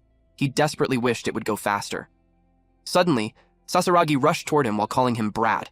However, even he realized he would not reach Kuya in time. The Calamity fired a massive blast of purple energy directly at Kuya. The attack struck him head-on. Kuya collapsed motionless in a pool of blood. The red screen continued to display his skill as an Infinite Awakening. But it changed to blue, and the skill showed a dash instead. The Calamity menacingly loomed over Kuya's body. From a distance, even Sasaragi was left stunned. But something caught his attention. Suddenly, a brilliant blue light burst from Kuya's body and shot into the sky. Blue energy completely enveloped him as a massive aura surged upward. Sasaragi wondered if it was some sort of recovery or restoration. At first, he suspected it was another Calamity ability. But nope. This is entirely different. Kuya suddenly gasped and woke up. He was panting heavily. Sasaragi stared at him in disbelief and asked what was that. That's when Kuya finally noticed him. Kuya thought it was his imagination that the attack went through him. Sasaragi realized that Kuya himself did not notice what had just happened. Just as he expected, Kuya might actually be amazing. Kuya immediately warned him that the Calamity could manipulate fog. Sasaragi simply asked whether he locked his house. Kuya was so confused, but he continued to remind him not to forget to lock up. Then, a glowing key materialized in Sasaragi's hand. As he activated his skill, Lock! A massive seal with a giant keyhole instantly stopped the Calamity. He then lectured that forgetting to lock things would eventually ruin Kuya. Kuya was confused when he saw the Calamity had stopped. Sasaragi casually explained that he had locked its movements and that it would not move until the lock was released. Then, he told Kuya to finish the rest himself. Kuya could not believe Sasaragi had stopped it so easily. Sasaragi asked him how he figured out how to take the Calamity out of the fog. He wondered if he got the idea on the spur of the moment or if someone suggested it. He explained that he had spent years studying the numbers because he once wanted to become one himself. That said, he researched past calamities and how to defeat them, and for this calamity, he copied the strategy used by a ranker who once fought a slime calamity. The ranker sacrificed himself and defeated the calamity. Kuya was moved by that action. Sasaragi recalled the slime calamity from years ago. That ranker was him. Back then, he had sealed it using lock and declared that he would never allow calamities to do as they pleased. He was just humanity's corporate slave, but he was determined to defeat it. Back then, our boy Sasaragi was passionate, not anything like his current self. The memory faded as a shadow cast on Sasaragi's face. Kuya noticed his expression. Sasaragi clicked his tongue and complained that Kuya was troublesome. Eventually, the black fog disappeared as soon as the calamity was stopped. Sasaragi agreed and noted that the trapped rankers could now be saved. But they were up for another surprise. Multiple gates began opening around them. Kuya panicked. Sasaragi noticed they were all advanced-level gates. He finally understood what the fog had been hiding the entire time. He also observed how it was intelligently planned. Kuya asked him what they should do. The countdown was just below 5 seconds. In no time, several calamities had passed through the gate. Kuya screamed in terror. He knew they can't deal with those many advanced ones. There will be so much damage if one of those gets out. Sasaragi groaned. He complained again about how troublesome it was. Another glowing key appeared in his hand. and an explosion happened. Kuya could only stare in shock. Golden energy wrapped around Sasaragi, and a massive magic circle formed behind him. He activated his technique. Phosphorus flames shedding armor Sword King. Sasaragi muttered that it was so troublesome. Then he told Kuya not to blink and that he should watch carefully. Kuya focused intently. Kuya called out to Sasaragi. He wondered what kind of technique it was. Sasaragi stood holding a massive key-like weapon, surrounded by a huge magic circle. He explained that it was Keelan flames that removed armor. This was the awakened form of his skill. Kuya had never heard of a skill awakening before. He realized that such a transformation was impossible with ordinary skills. He concluded that Sasaragi had truly transcended humanity. Suddenly, he noticed something coming from the side. A massive, insect-like calamity suddenly lunged towards Sasaragi. Kuya shouted for him to look out. When this calamity came close, the golden energy instantly incinerated it. The monster crumbled into ashes midair. Kuya realized how intense it was that a low-level calamity can't maintain its body.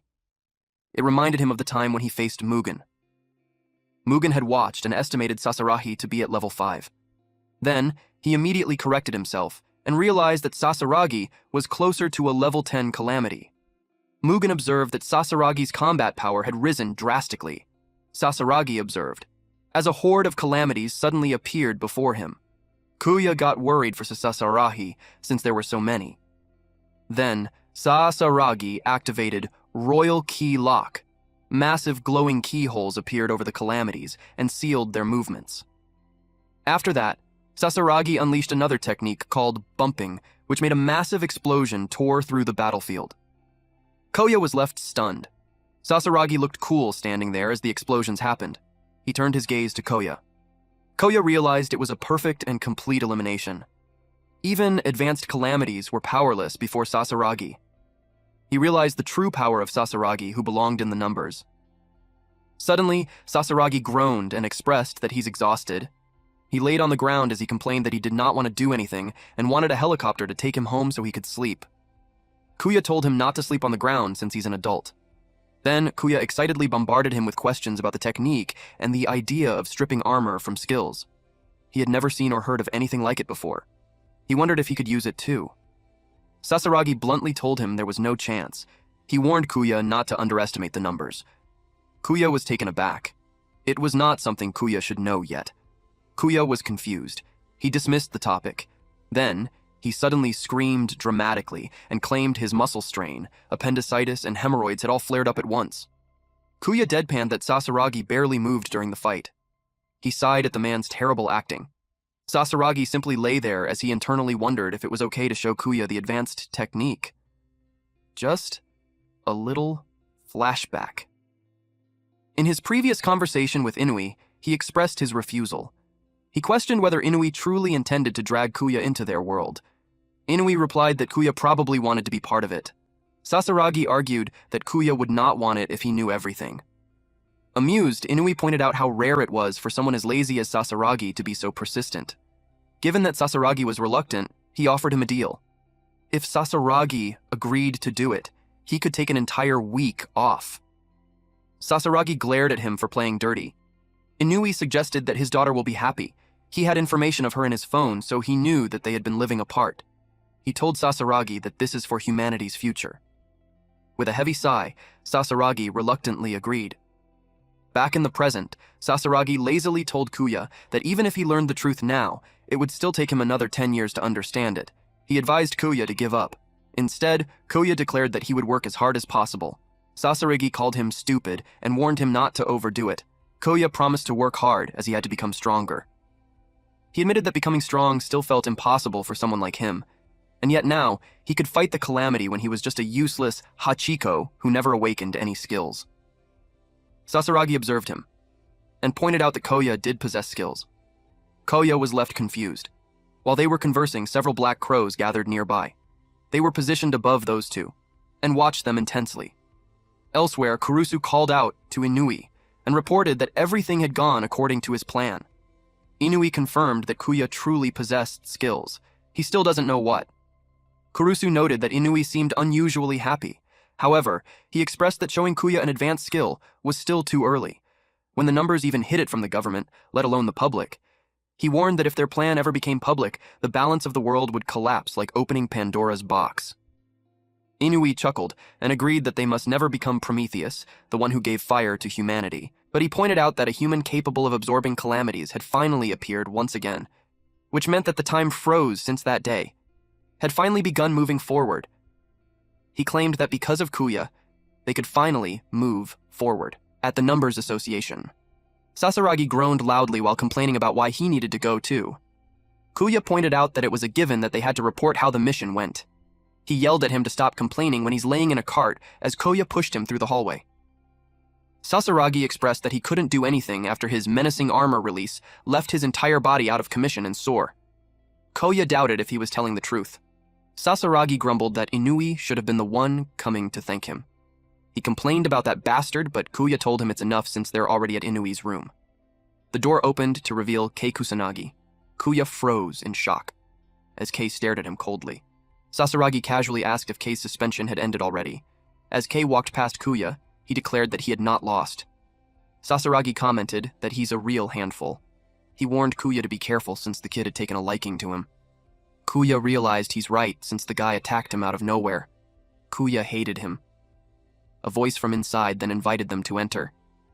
Kuya brightened when he saw Inui. Inui told them they did well on the mission. Standing beside him was a blonde woman in a lab coat. Koya instantly recognized her. She was Jaime Kijoin of the Numbers 8. Kijoin identified him as Kuya Kamakami. Out of the blue, she licked his cheek. Of course. Our boy blushed and stumbled backward while screaming, "What?" He was embarrassed that she licked him. She smiled and told him he reeked of calamity energy.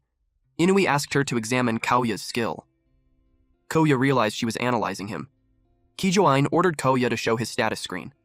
After seeing that the characteristics of the skill was in that notation, she understood why idiots mistake it for being useless. She clarified that the dash did not mean there was no skill, but it meant minus. Seeing how confused Kuya was, she knew the conversation wasn't going anywhere with an idiot like him. Kuya repeated the word in confusion. She rephrased it by calling it cancellation instead. She explained that Kuya possessed the ability to minus the power of skills and calamities and return them to 0. Suddenly, she slapped Kuya across the face to demonstrate that it does not work on everything and it had to be activated. Inui suggested that there's a condition to activate it. It could be when Kuya took a lot of damage or if in the verge of death. But what he's certain of is that this skill was suppressing the calamity inside Koya.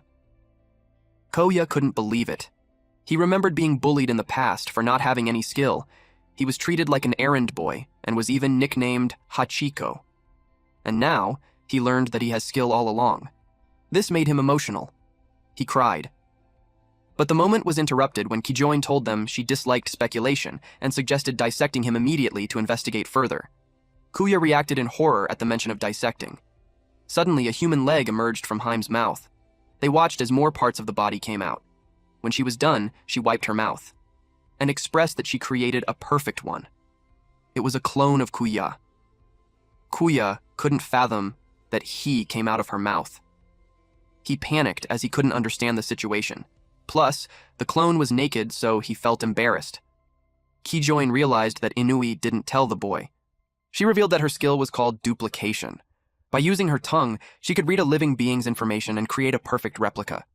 She explained that while the clone was not alive, its body was completely identical to Kuya's, allowing them to study him through it.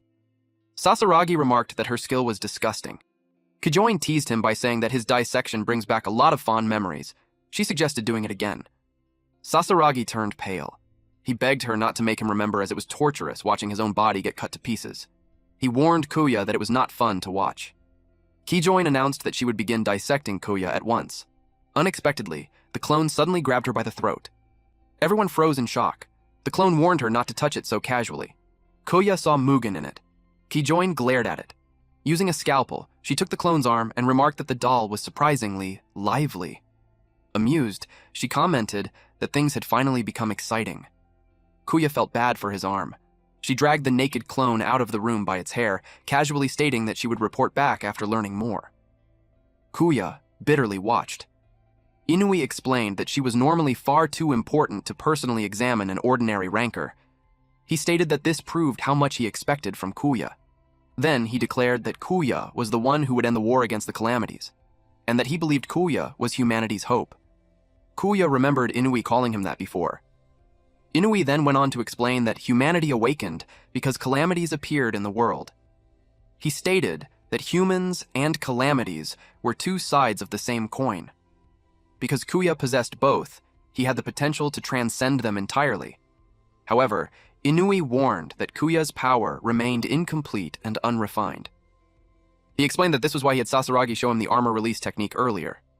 Inui clarified that majestic armor release was a secret art only permitted to the numbers. Because of that, Kuya needed to rise through the ranks quickly.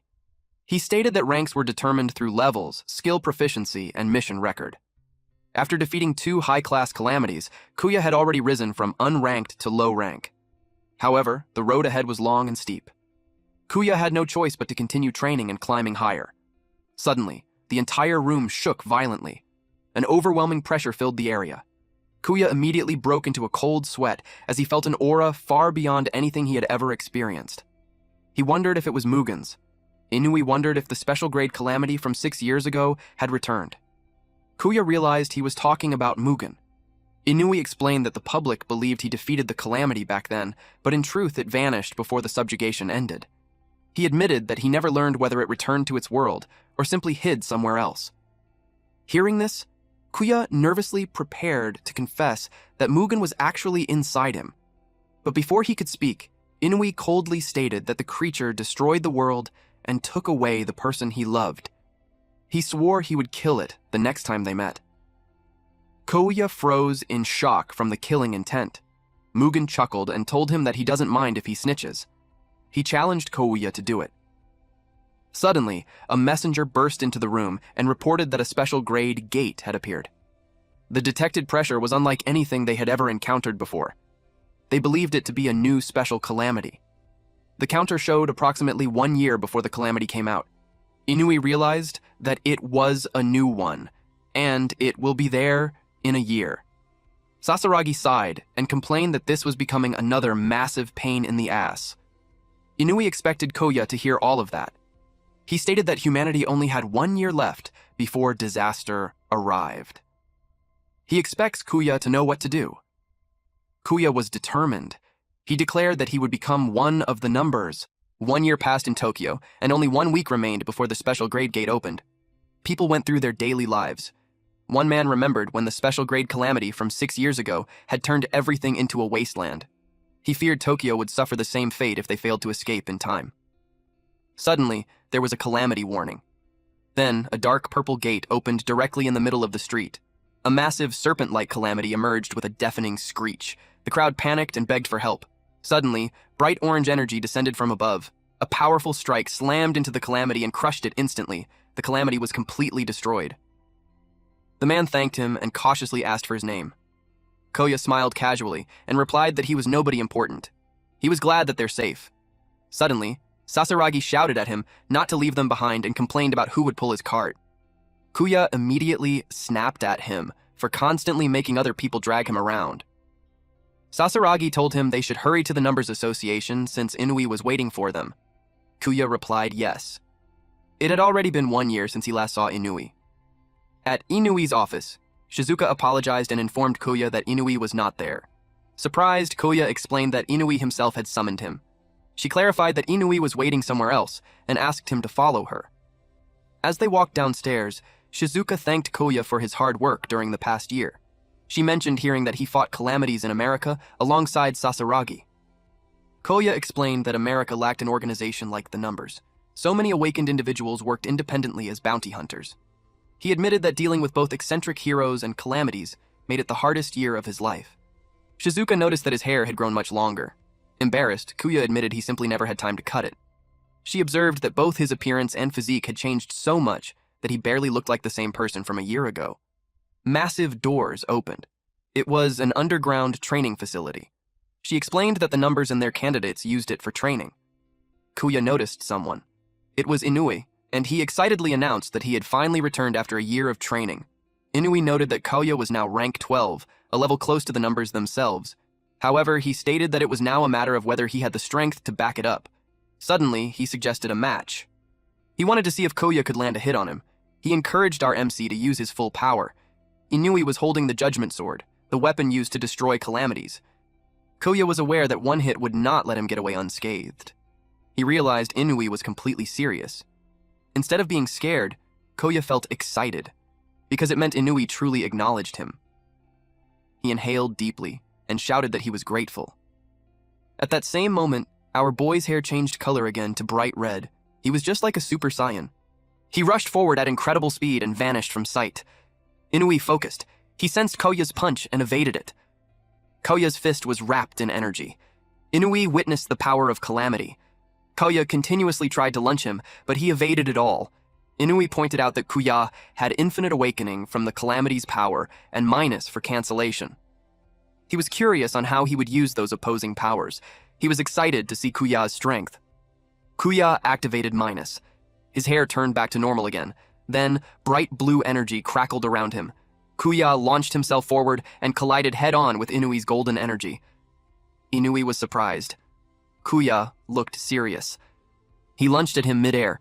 Inui realized Kuya could switch between his own skill and the Calamity's power with no lag.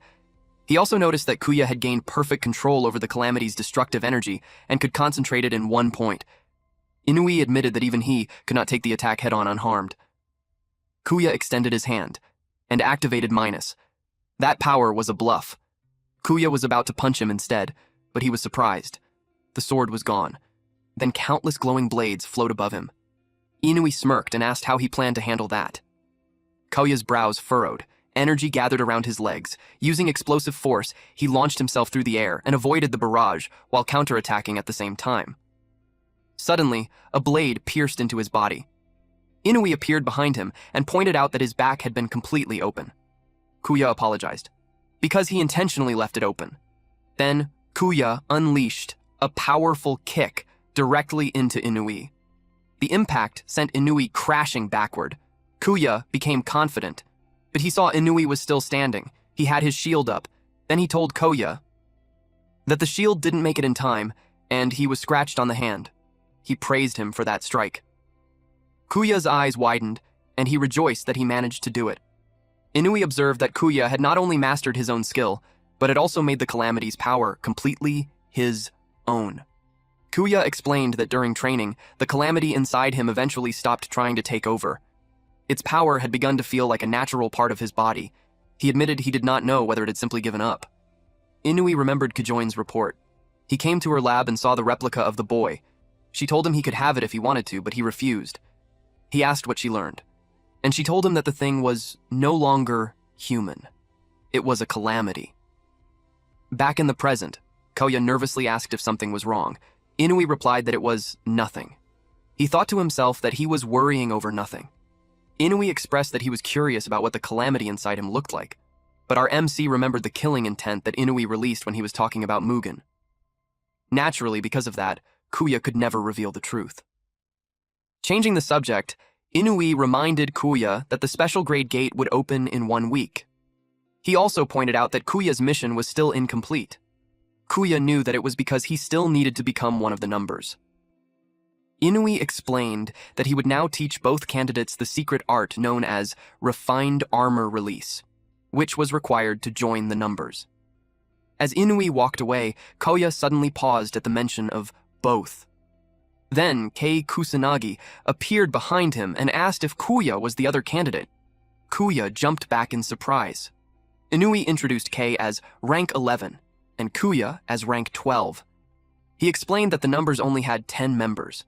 With Teo gone, 1 seat remained empty. Inui declared that Koya and Kei would fight for that single position. Those two had their guards up. Kei stared at Koya sharply. Tensions quickly flared. They both declared that they would become the next member of the numbers. The numbers was the title given to the rankers from rank 1 to rank 10. During the past year, Kuya trained to raise his rank to 11 so he could finally join them. But now he knew why he was stuck. The person standing in his way was Kei, the current rank 11. Kei glared at him and asked what he was staring at. Startled, Kuya replied that it was nothing. Kei acknowledged that Kuya's rank had risen rapidly. However, he declared that he would never allow Kuya to surpass him. He stated that he would master refined armor release first and secure his place among the numbers. He emphasized that it would not be Kuya. And of course, that offended our MC. They rode the elevator deeper underground. Kuya wondered what kind of trial awaited him, but he remembered how amazing Sasaragi's refined armor release, Key King, was. Knowing the source of that power lay ahead filled him with excitement. He also realized they had descended incredibly far below ground. He started to wonder just how far they would go. The descent finally came to a halt in front of two massive doors. As the doors slowly opened, a blinding light poured out from inside. Inui warned them that everything beyond this point was top secret. He explained that only the numbers and a handful of high-ranking government officials knew about this place. It was a national-level secret. A massive green entity hung deep within the chamber, restrained by enormous chains. Kuya and Kei stared in disbelief and wondered if it was a calamity. Inui confirmed it. He introduced the entity as Eden and revealed that she was once human before becoming a calamity. Kei remarked that it sounded similar to someone he knew. Inui stated that Eden's past was a secret for another time. Then he revealed that the power of refined armor release came directly from Eden. Kuya struggled to process the revelation. Kei bluntly stated that none of that mattered to him. He only wanted to learn refined armor release as quickly as possible. Inui silently looked at him, before leading them further inside. They arrived at an observation platform overlooking Eden. Inui explained that the ritual used to gain refined armor release was called Eden's Blessing. Kuya felt the overwhelming life force radiating from Eden. He could not believe it was the source of their power. Inui explained that touching Eden's abdomen would transport them into another dimension. There, they would face a trial where they had to fight and defeat a certain opponent. Kuya asked if they would fight a Calamity or Eden herself. Inui grinned, as he revealed that the opponent they had to defeat was themselves. He explained that mastering refined armor release meant surpassing one's own limits. Kuya reacted in surprise while Kei remarked that the trial sounded pretty standard. Kei was getting impatient. He asked if all he had to do was touch Eden to begin. Before allowing them to proceed, Inui revealed why the trial was treated as a numbers test. It was because they might not survive it, because defeating oneself meant death. Kuya froze in shock when he learned that he would die if he failed. Inui asked whether they considered the trial cruel or inhumane, because if that was the case, it meant they had already reached their limit. He reminded them that saving humanity was not something that could be achieved through ideals alone. Sweat rolled down Kuya's face. Kei was unfazed. He told Inui not to underestimate him and admitted that he did not care about that or even humanity. His only goal was to become stronger and surpass Inui. Kei reached out and touched Eden. A bright green light instantly swallowed him whole. Kuya watched in shock as Kei completely disappeared. Inui was amused that Kei was still fearless as ever. Then, he told Kuya it was his turn. Kuya hesitated as countless thoughts raced through his mind. He also worried about what Mugen would do if he died. It made him question whether he should continue. Suddenly, Sasaragi told him to quit if he did not like it. Kuya was surprised to see him. Inui questioned why Sasaragi was there. Sasaragi replied that people called Kuya humanity's hope, but after spending a year with him, he had never seen him that way. He called Kuya a coward, a crybaby, and a bedwetter, but one with a slightly stronger sense of justice. Sasaragi declared that Kuya was just an ordinary person who happened to care about others more than anyone else. Kuya was touched, but he argued that he had never wet himself. Kuya laughed and remarked that an ordinary person saving humanity sounded interesting. Kuya apologized before declaring that he would not quit. Annoyed, Sasaragi told him to do whatever he wanted. He stated that from this point onward, Kuya was on his own. As he walked away, Inui reminded him about his next mission. Sasaragi grumbled about being busy before leaving. Watching him go, Kuya quietly thanked him. Then he steeled his resolve and reached toward Eden. A bright teal light engulfed Kei. It faded when he reached his destination. He found himself standing in a strange world surrounded by countless weapons embedded in the ground. He spotted something. Then, a figure identical to Kei emerged from the smoke. At the same time, both of them uttered, "What's your name?" Both of them remarked that they hated the look on each other's faces. Kei tried to activate his skills, only to realize they were not working. On the other hand, his clone immediately attacked with a glowing orb of energy. A violent explosion erupted across the platform. When the smoke cleared, Kei remained standing with only minor injuries. Smirking, he licked the blood from his hand and realized what kind of trial this truly was. He found it interesting. Meanwhile, Kuya found himself surrounded by white fog. When he opened his eyes, he was startled. He found himself in a horrifying red landscape filled with bones and carcasses. He wondered where he was. Suddenly, a figure appeared and admitted that he did not expect Kuya to come meet him. It was Mugen, and it greeted him with, "Long time no see, brat." Kuya was surprised. Elsewhere, a massive gate crackled with electricity near a sealed-off skyscraper. Standing before it, Sasaragi noted that a week had already passed. He stated that their mission was to contain the special grade gate. He reasoned that even delaying the disaster for a short time would be worthwhile if it reduced casualties. He especially wanted to protect his daughter, who was involved in the upcoming battle. Even so, they were facing a true special grade opponent, and if his power failed, the backlash would kill him. Remembering that Kuya was also fighting in his own way, Sasaragi decided to take the mission seriously. "Back to our MC." Kuya demanded to know why Mugen was there. Mugen had heard all about refined armor release. He reminded Kuya about the being dwelling inside him. Mugen transformed into a form identical to Kuya. Kuya braced himself against the overwhelming pressure. Suddenly, he realized something was wrong. Seeing his reaction, Mugen knew that he had already noticed that he could not use his skills. Basically, he had to defeat him without skills. Kuya was spooked. Mugen mocked the look of despair on his face. Mugen offered to let Kuya win instead. Stunned, Kuya questioned what he meant. Mugen explained that Kuya growing stronger would benefit them both since they shared the same body. He confidently stated that Kuya could never defeat him anyway.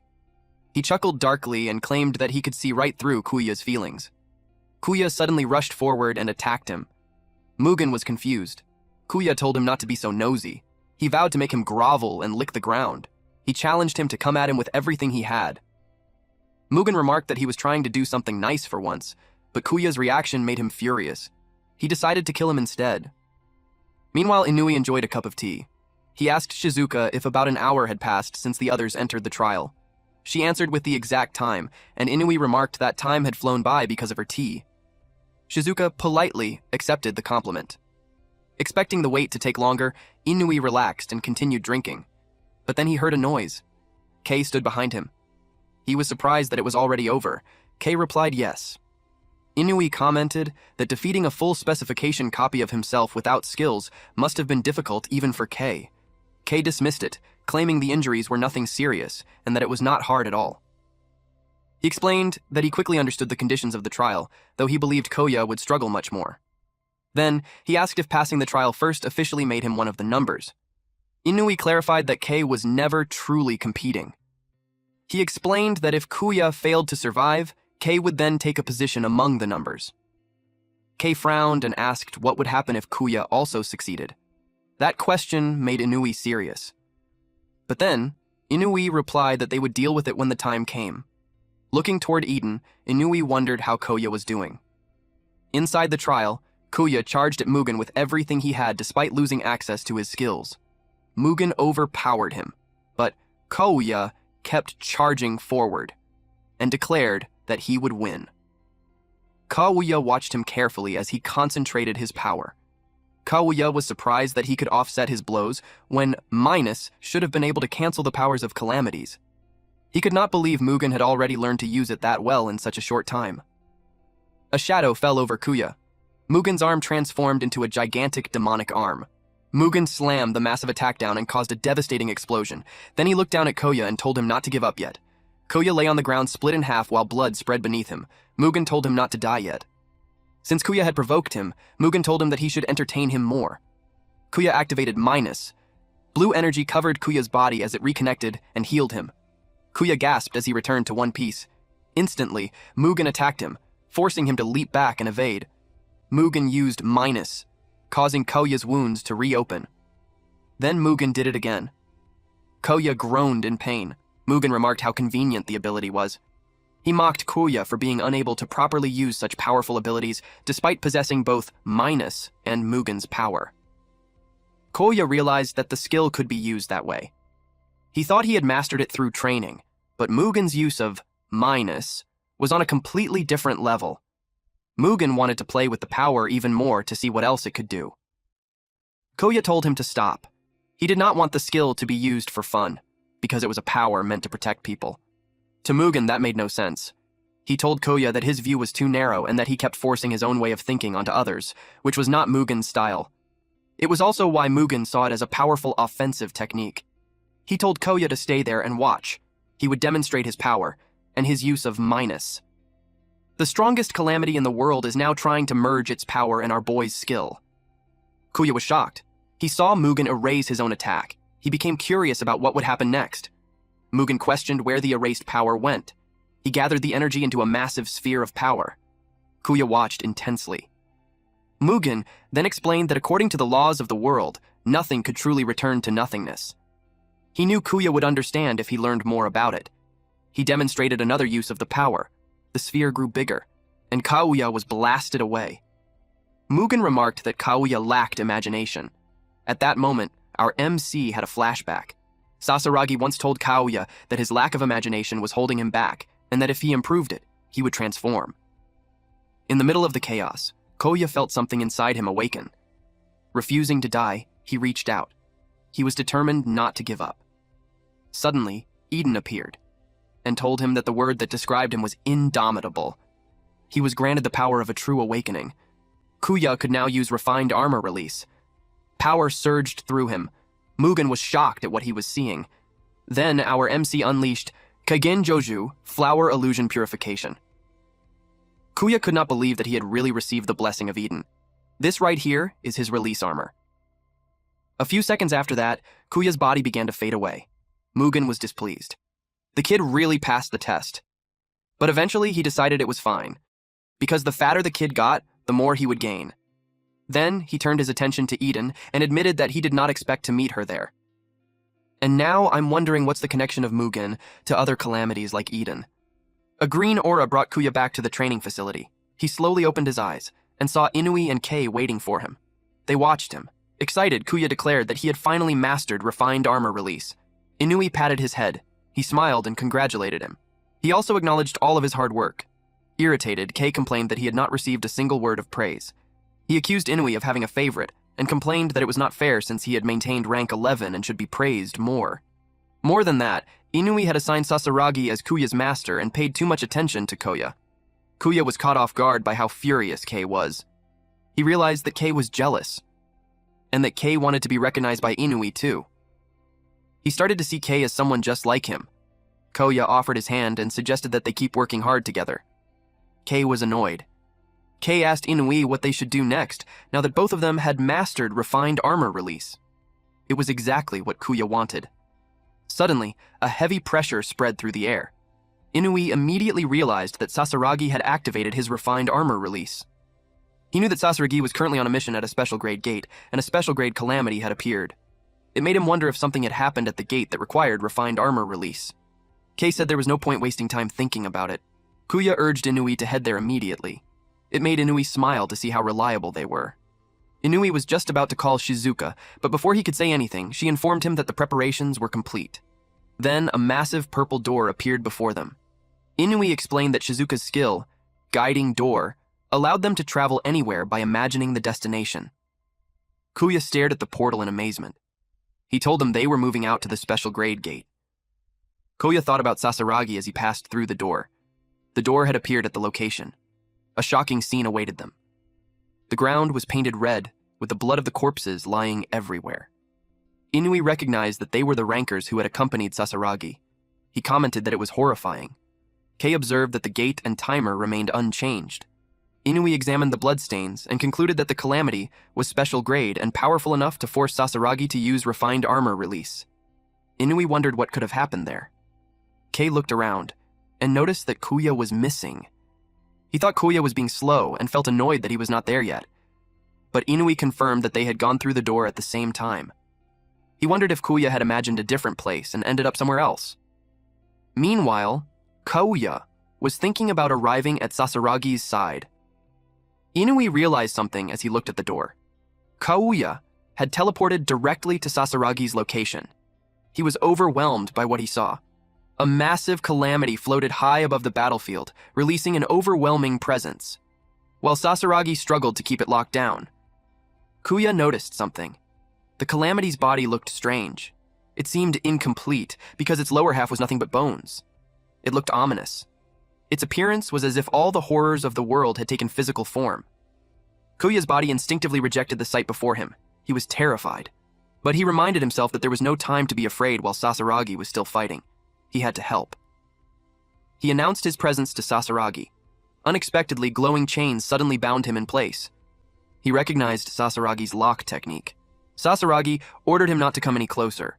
Kuya could not believe it. He explained that the enemy was likely a special-grade calamity that had not yet fully manifested. He was determined to defeat it, so he activated a massive magic circle. The calamity found itself completely restrained. He realized that he could not do anything. He remarked that Sasaragi's skill was truly worthy of an SSR rating, and he was very pleased with it. The calamity reflected on how disappointed he had been by the weak abilities of the rankers he had encountered before. This calamity was especially interested in human skills. He thought he might get a lucky draw, but to his disappointment, they had all been garbage skills. But to him, Sasaragi was wonderful. Kuya was completely dumbfounded. Meanwhile, Sasaragi was starting to get annoyed. The calamity had been locked, yet it kept chatting away. Given its high intelligence and ability to speak, its traits clearly proved that it was a special-grade calamity. Even so, Sasaragi had stopped its movements, which meant his skills were effective. He was confident enough to see this through. Kuya cheered that he could do it. Sasaragi gathered his power and prepared his ultimate technique, Bumping Unlock. But before he could finish casting it, something went wrong. Suddenly, a grotesque bloody hand pierced straight through his chest. The calamity chuckled as Sasaragi fell to his knees and bled heavily. The calamity mockingly apologized that its hand had reached him before he could stop it. Kuya stared in horror and called out to him. He cursed the calamity. He activated Minus and broke free from the chains. Then, he rushed towards Sasaragi. But the chains started appearing again. They surrounded him, and eventually wrapped around his body. Then, Sasaragi uttered that he was glad that the kid had mastered refined armor release. He admitted that he had not been a good master, but he asked Kuya to grant him one final request, and that was to run, because Kuya should not throw his life away there. Tears formed in Koya's eyes. Meanwhile, the calamity started to move. It opened its mouth wide to devour Sasaragi. Kuya appeared and threw a devastating punch. It was a powerful blow that unleashed a violent shockwave as the calamity crashed into the far side of the area. The calamity was shocked. Kuya apologized for disobeying Sasaragi. Then he activated his refined armor release and declared that he would kill this calamity. The calamity chuckled as he realized that this was another lucky draw. Kei sensed an overwhelming pressure. He wondered if it came from God and refined armor release. He could tell it was far away. Inui thanked him for waiting. He had to use his phone to issue emergency requests to the numbers. Kei questioned whether they really needed reinforcements. Inui reminded him that dealing with special-grade calamities was the true duty of the numbers. Even the slightest chance of facing one required them to respond seriously. With the preparations complete, they stepped toward Shizuka's door. They were stunned. They saw Kuya's refined armor release. Seeing his skill, the calamity was pleased with his lucky draw. Kuya declared to Sasaragi that he would kill the calamity and save him. Sasaragi called him an idiot. The calamity laughed mockingly. Suddenly, the calamity sent a flurry of fleshy appendages downward. Kuya counterattacked with flowery illusion purification, and he used Minus to intercept the assault.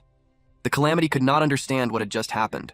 His flowery illusion purification could also be described as addition, subtraction, multiplication, and division. It was an ability that pushed the original skill, Minus, to its limit.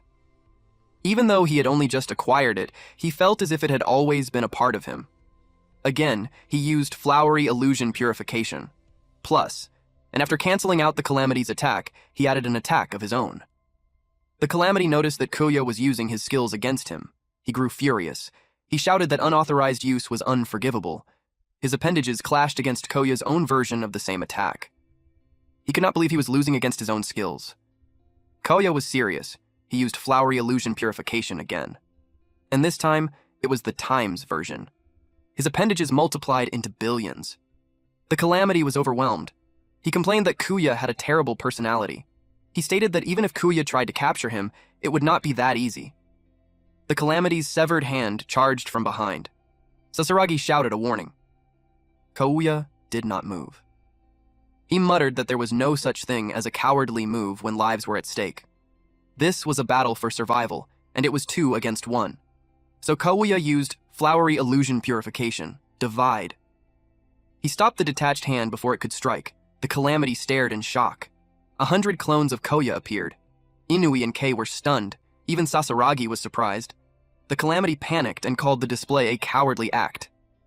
But Kuya pointed out that the Calamity was no different. The Calamity was doomed.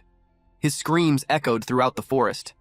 Blue ropes of energy wrapped tightly around his body and completely restrained him.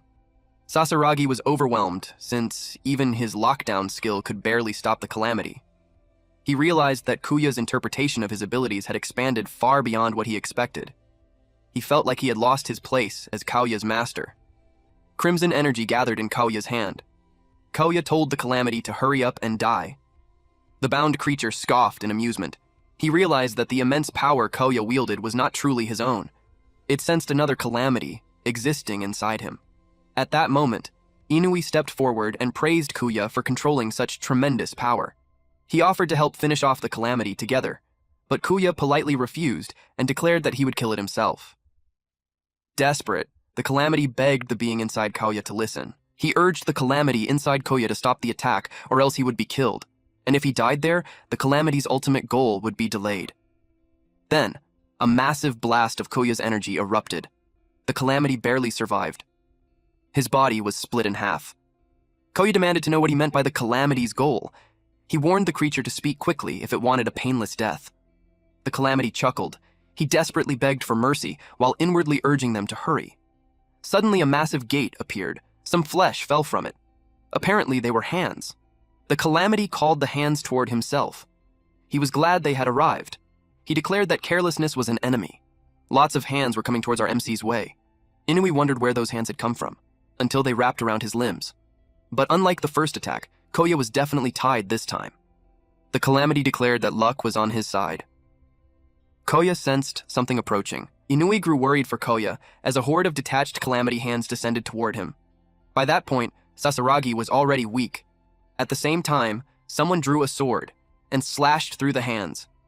Some of them were even blasted in an instant, and these attacks were all coming from other rankers.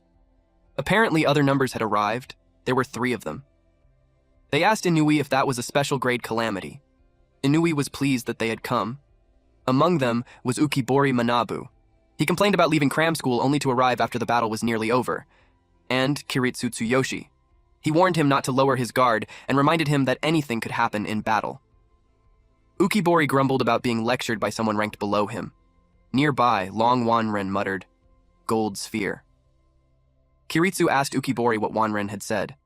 Ukibori explained that it meant testicles in Chinese, making Kiritsu instantly regret asking. Ukibori then noticed Kuya and asked Kiritsu if Kuya was stronger than him. Kiritsu replied that maybe he was, but he scolded Ukibori for teasing him. Ukibori cheerfully explained that Kiritsu was basically the weakest among the numbers. He added that Sasaragi stayed at number 9 out of laziness, while Mitsumi was too cute to tease. He then asked what had happened to Sasaragi. Meanwhile, Inui approached Kuya and acknowledged his determination to defeat the Calamity with his own power. But he also reminded him that the numbers carried the burden of protecting humanity and honoring those who had already died fighting calamities. It was the responsibility that rested on the shoulders of the numbers. Inui declared that from that moment onward, the numbers would use their full strength to eliminate the special grade Calamity. The Calamity was delighted to see so many SSR ranks. He wanted to be picky, but he could not replace the lives he had already collected. He thanked them all for coming. He announced that his show had ended, and warned them to watch their backs on the way out. Countless appendages attacked them, but Kuya was determined not to let him escape. He noticed that the Calamity was targeting Sasaragi. Sasaragi was shocked when he saw it rushing toward him. The Calamity twisted its body into a long, slender shape, and then it entered Sasaragi's mouth. Inui could not believe that the Calamity had entered Sasaragi's body. Kuya turned pale. He watched in horror. The Calamity inside Sasaragi chuckled. Everyone was spooked. Koya could not believe that Sasaragi had become like him. The Calamity declared that it was a truly monumental experience. Then, the Calamity activated Sasaragi's mirroring ability and locked everyone in glowing red chains. The group panicked as they realized that the Calamity could now use Sasaragi's powers. The Calamity wanted to try even more skills. An overwhelming red aura erupted as the ultimate attack. Babin Ping, unlocking of hegemonic destruction, was unleashed. The absolute power of Sasaragi's one-shot, one-kill technique threatened to annihilate the entire group. But then, Koya activated Minus and created a protective barrier around everyone. The lock shattered as well. Ukibori was relieved that they had survived. He wondered if it was the brat's skill. The Calamity admitted that he had underestimated them. He flew into the sky as he prepared to leave. He shared that he would lie low for a while and wait for the day the gate fully opened. He introduced himself as Shiren and told them to look forward to his complete form. Koya refused to let him escape, so he chased after him. He demanded that Shiren give Sasaragi back. Inui was startled when Kuya unleashed a massive crimson hand of energy toward Shiren. Inui was in awe. The hand nearly reached Shiren. But just when Koya thought he had him, Shiren vanished. Koya was dumbfounded. He screamed at the top of his lungs. He fell into despair when Sasaragi was gone. At the Numbers Association, Inui greeted the Numbers and thanked them for responding to his urgent summons. He announced that a special grade Calamity had appeared the previous day. He explained that the threat, Shiren, had stolen the body of Number 9, Sasaragi, and escaped. At present, the Calamity's whereabouts were completely unknown. Inui admitted that they had completely mishandled their initial response to the threat and declared the situation a total defeat. Ukibori expressed frustration that the enemy always did the unexpected. Kijoin said he wished he had encountered the special grade Calamity himself, then asked Wanren what Shiren actually looked like. Seeing that Wanren was about to say gold, Kiritsu offered to answer instead. He explained that Shiren looked eerie, and that just remembering him still sent chills down his spine. Kijoin dismissed his description as incredibly boring. Number 5, Kagurazaka Hikari, quickly scolded Jaime for being rude. Then she criticized Inui for recklessly engaging a special grade Calamity alone. Kurusu smiled, and remarked that the public would likely call it a massive blunder, but questioned whether Inui truly intended to leave things as they were. Inui firmly stated that they would attack Shiren the moment he appeared again. He added that they would closely monitor the special grade gate. With only 6 days left before it opened, he was certain Shiren would make a move. Kiritsu asked how a Calamity could have appeared before the gate opened. Inui recalled that Shiren had said he would become whole once the gate opened. He explained that Shiren could separate his body, and had likely been moving through detached body parts. He admitted that if Sasaragi were still alive, they could have locked the countdown, but that option was gone. Kijoin asked if Sasaragi was still alive. Inui explained that Sasaragi had been assigned to manage the special grade gate. Kiritsu added that Sasaragi's role was to lock dangerous gates and stop their countdowns, but the gate's countdown had resumed the previous day. Everyone was shocked. Inui concluded that Sasaragi's skill had been forcibly released. That meant they had to assume he was dead. The room fell silent. Kiritsu bitterly muttered that Sasaragi had been selfish until the very end. Everyone was saddened. Kurusu promised they would hold a proper memorial once the situation was over. He then pointed out a bigger problem. All the locked gates across Japan would now begin opening one after another. Inui confirmed it. Around 1,000 dangerous gates were now active threats. He knew that while the matter of Shiren was urgent, saving human lives took priority. He decided to assign each member to a specific gate so they could immediately respond to the appearing calamities. Kiritsu eagerly declared that he was ready to fight, while Ukibori quietly reflected on how hard Sasaragi had worked. Kurusu pointed out that the numbers had originally consisted of 10 members, but their ranks had decreased. He asked about Mitsumi's status. Inui explained that Mitsumi had been assigned elsewhere. He then shared some good news. A new number had been chosen after mastering refined armor release. He called the new member to come in. The newly appointed number 9 was Kei Kusanagi. Kiritsu warned him not to get carried away. Kei dismissed the warning and quietly vowed to surpass the older man soon. An excited Ukibori then brought up Kuya Kamikami and praised his incredible strength. He recalled how the numbers had been completely helpless until Kuya suddenly stepped in and saved everyone. Kiritsu acknowledged that Kuya possessed an impressive aura and the courage of a true fighter. Pokebori eagerly wondered if Kuya would also become a number and expressed his desire to fight alongside him again. Kei was offended, but he did not show it. Inui answered them, and revealed that Kuya had already declined the offer. Meanwhile, a bull-like Calamity appeared behind Kuya.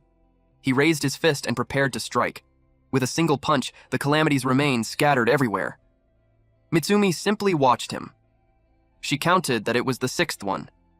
Kuya's gaze was sharp. He moved on to the next Calamity. Mitsumi stepped in front of him and asked what he was doing. He told her to move aside. He needed to get to the next gate. She warned him that hunting Calamities without any rest after yesterday's events would kill him. Her words reminded her of a conversation with Inui. Inui had ordered her to stay beside Kuya for a while. She had protested because she wanted to hunt Calamities instead. Inui explained that Kuya had lost his master and was emotionally unstable. He trusted her to understand that pain and asked her to watch over him. Back in the present, Mitsumi asked Kuya why he had refused to join the numbers. She bluntly stated that if he had finished off Shiren earlier, Sasaragi might still be alive. She admitted that it could be true. Mitsumi listed all the meaningless what-ifs, and there would always be more of them. But she added that even if things had happened differently, none of it would change the reality that Sasaragi was dead. Kuya glared at her, and she glared right back. He attacked her, but she remained completely unfazed. Turns out, Kuya attacked a Calamity behind her and destroyed it instantly.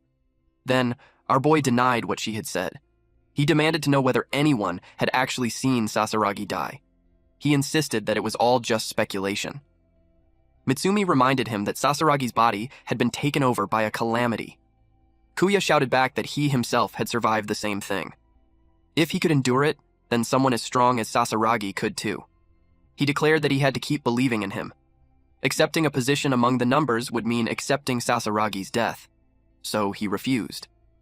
Mitsumi coldly pointed out that his reckless behavior would change nothing. He admitted that he had never realized how much Sasaragi had protected everyone by locking gates. Despite all his flaws, Sasaragi had carried a true sense of justice. With determination, Kuya vowed that he would not let Sasaragi's justice be wasted. He declared that he would continue defeating Calamities so he could welcome Sasaragi back with pride. Mitsumi observed him. She questioned what was wrong with him. She poked him with a pointer stick and asked if he could even see himself clearly. He explained that patrolling the gates would force him to cover a wide area. He noted that because he had temporarily absorbed Sasaragi's power, he could sense his presence far more clearly than anyone else. Kuya made a promise that he would definitely find Shiren. Meanwhile, on the streets of Tokyo at night. Inside Sky Tower, Shiren chuckled. With a wide grin, he admitted that humans were truly strong. Later that day, Mitsumi and Kuya stood before a gate with a timer showing just over 4 days remaining. At the headquarters of the Numbers Association, a report came in about unusual activity at Shiren's gate. Kurusu found it strange since the gate was not supposed to open yet. Inui confirmed that even though the countdown still had about 4 days remaining, Mitsumi and Kuya had already been sent to investigate the anomaly. Kurusu noted that close observation was necessary. He added that nearly 300 targets had already been dealt with at the unlocked gates. Then, out of nowhere, Inui quietly wondered what Kurusu would do if a certain suspicion became an absolute certainty. And with that question, Inui had this dark aura around him. Something's not right. Back at the gate, Mitsumi and Kuya waited cautiously. Mitsumi wondered what was about to come out. Kuya proposed a theory based on Shiren's words that the entity would become whole once the gate fully opened. He reasoned that since the last encounter had only been an upper body, the lower half would likely appear this time. He was determined to stop Shiren from becoming whole. Mitsumi huffed. She told him to relax and warned that he would just get outsmarted again by Inui, Sasaragi, or someone else. She noted that people like them were surprisingly flexible. She then mentioned hearing that Inui had once saved Kuya and revealed that he had saved her too when she wanted to die. Mitsumi remembered being covered in blood while Inui held her and told her to become strong enough to overcome her past and her weakness. Back in the present, Mitsumi reflected on what it meant to fight for someone else. Kuya was surprised to hear more about her past. She teased that Inui should get a haircut. Kuya laughed in response. Mitsumi pointed out that it was probably the same feeling he had. Suddenly, an ominous, dark energy began to surge right in front of them. A pair of feet materialized from the gate. They braced themselves. Then Mitsumi froze. She recognized the figure and called out Nanami's name in disbelief. A young girl in a blue dress appeared and cheerfully greeted her. Kuya was confused and asked who she was talking to. Mitsumi was horrified as painful memories resurfaced. She remembered sitting on the swings with Nanami, who asked if Mitsumi had really refused an invitation from the numbers. Mitsumi admitted that she had done it to stay with her. She did not want them to be separated during a mission. Nanami happily thanked her. Mitsumi thought of her as her best friend. The memory shifted to Nanami, lying bloodied in Mitsumi's arms after a Calamity attack, and Mitsumi fell into despair. At present, Mitsumi broke down. Nanami said she wanted to see her because she had something she needed to say. Nanami accused her of being a liar, when they were supposed to be best friends forever. Then, Nanami transformed into a monstrous blue Calamity and screamed at Mitsumi for failing to protect her and leaving her to die. Nanami kept tormenting her with those words. Kuya realized that Mitsumi's trauma was being used against her. Elsewhere, Shiren watched through a floating eyeball and remarked that it was troublesome when they stood in front of the gate. But thanks to that, he had gained an unexpected reward, meaning he had discovered their weakness. He realized just how fragile humans were. Mitsumi broke down in tears as she failed to erase her past trauma, despite being told to become strong. She apologized to Inui for being just as weak as she had been all those years ago. The Calamity was about to devour her. Just as the monster closed in, Kuya intercepted it with a powerful punch. It let out a loud cry of pain. Mitsumi stopped crying and looked at him. He asked what was so wrong about being weak and admitted that he used to hate his own weakness too. But he explained that accepting one's weakness and continuing to struggle was how a person truly became strong. He proclaimed that being weak was part of becoming strong. This helped Mitsumi regain her senses. Her consciousness broke free. Though she thought his logic sounded shallow, it still encouraged her. She regained her resolve and raised her weapon. She thanked Nanami and decided to become stronger. She pointed her weapon forward and declared with fierce determination that she would never lose anything important to her again. Golden energy surged around her as she activated her skill. Conductor. She used the refined armor release, Bloody Requiem. She conducted Symphony No. 9. The devastating force of the Kokyokyoku Daikuban blast tore through the battlefield, leaving Kuya completely stunned by its overwhelming power. Mitsumi laughed with excitement, thrilled that she had just unleashed the strongest attack of her life. Kuya could only stare at the destruction in disbelief and mutter that her rumored firepower was completely ridiculous. Mitsumi snapped and scolded him for calling her stupid. Looking at him, Mitsumi remembered how she used to see him as nothing more than an introverted and gloomy loner. She then recalled Inui telling her that Kuya was believed to be humanity's hope. Mitsumi realized that maybe he was not so bad after all. At the tower, Shiren reeled in agony as he realized his other half had been completely erased. He immediately knew it was the work of that meddling brat, Kuya Kamikami. He decided to make Kuya his new favorite target.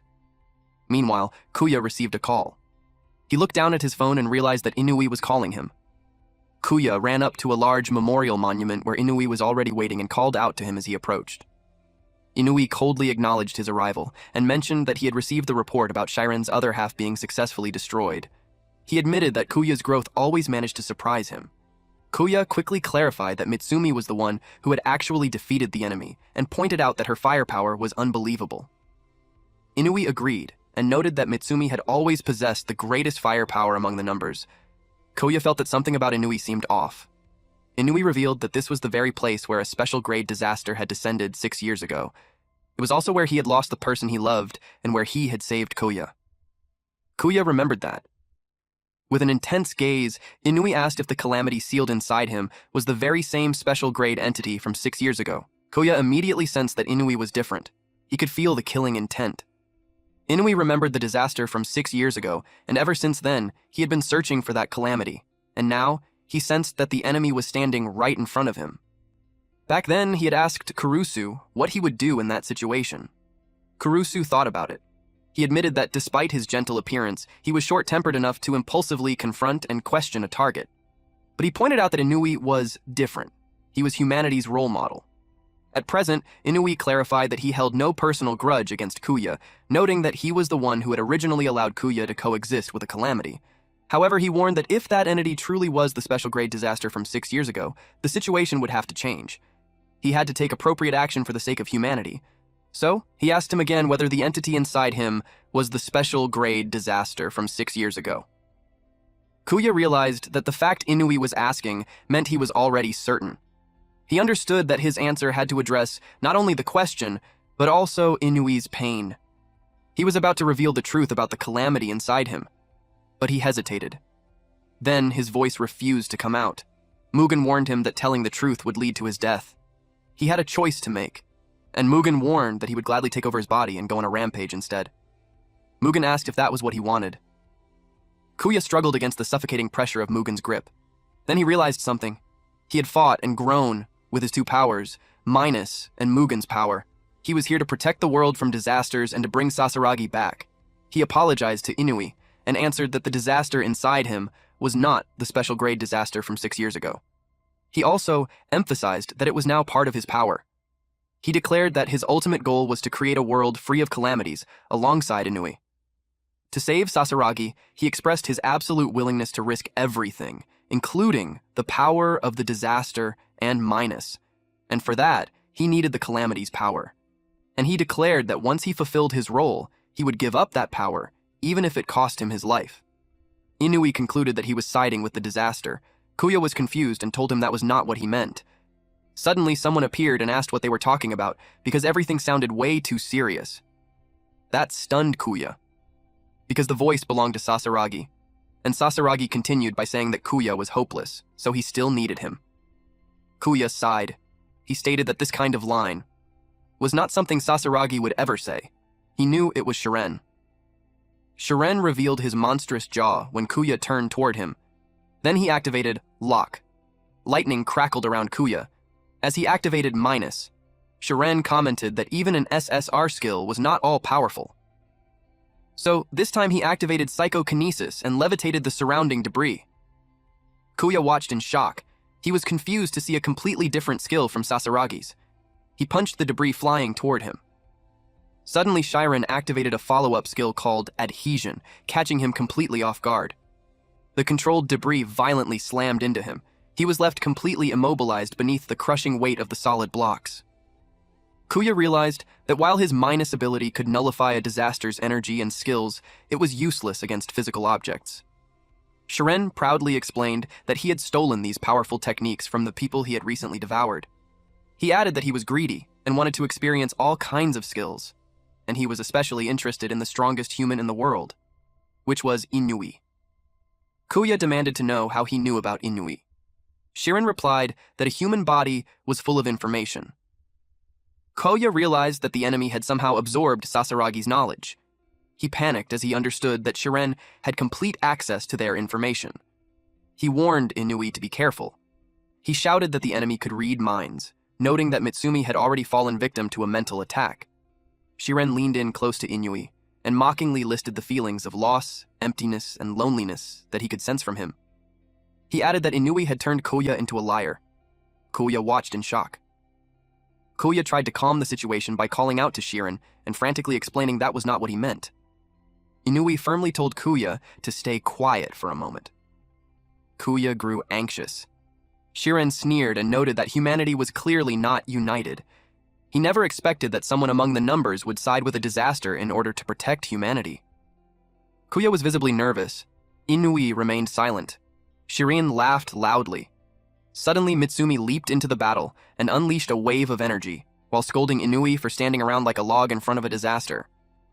Mitsumi then turned her frustration toward Kuya and demanded to know why he was trapped like a human cocoon, leaving Kuya apologizing profusely. She firmly told them to get a grip.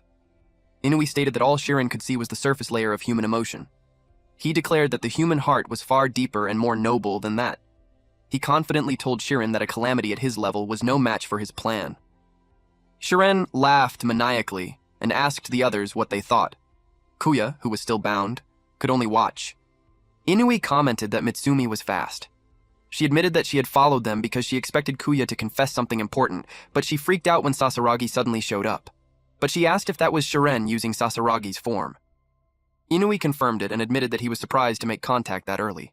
But since Shiren had already been driven back twice, they knew he could not afford to be picky. Mitsumi did not care and said she was itching to kill him. Shiren laughed at her and mocked her by bringing up how she had been bawling her eyes out because of his other half. He challenged her by saying he would make her experience even greater terror. Mitsumi pouted. She was almost pushed back by the pressure Shiren released. She scoffed and exclaimed that it was awesome to experience the pressure of a special grade calamity. Inui warned that Shiren was not yet in his complete form and would only grow stronger. He told Mitsumi that they needed to stall him until reinforcements arrived. Shiren replied that they were welcome to invite everyone. He called them foolish for thinking they could stop him. Mitsumi grew even more annoyed. Kaoya wondered if they really thought they had a chance of winning. Shiren continued creating more limbs across his body. Inui warned Mitsumi that Shiren was using Sasaragi's lock and told her to watch his arm. Shiren tried to strike them with lock. Mitsumi activated Bloody Requiem and used seal-breaking Dispel. At the same time, Inui launched Death Parade. Shiren simply laughed at them. Then he was hit. Koya wondered if they had succeeded. Shiren remarked that he had already seen that technique before. But then he noticed something. Inui stepped forward and activated Judgment Sword Circular. A ring of glowing blades surrounded Shiren and tore his body apart. Inui completed his attack, but Shiren's severed body quickly regenerated through writhing tendrils. Shiren mocked him and said he was scary because just touching the sword felt like his body would be erased. He remarked that it seemed to be a skill that purged evil.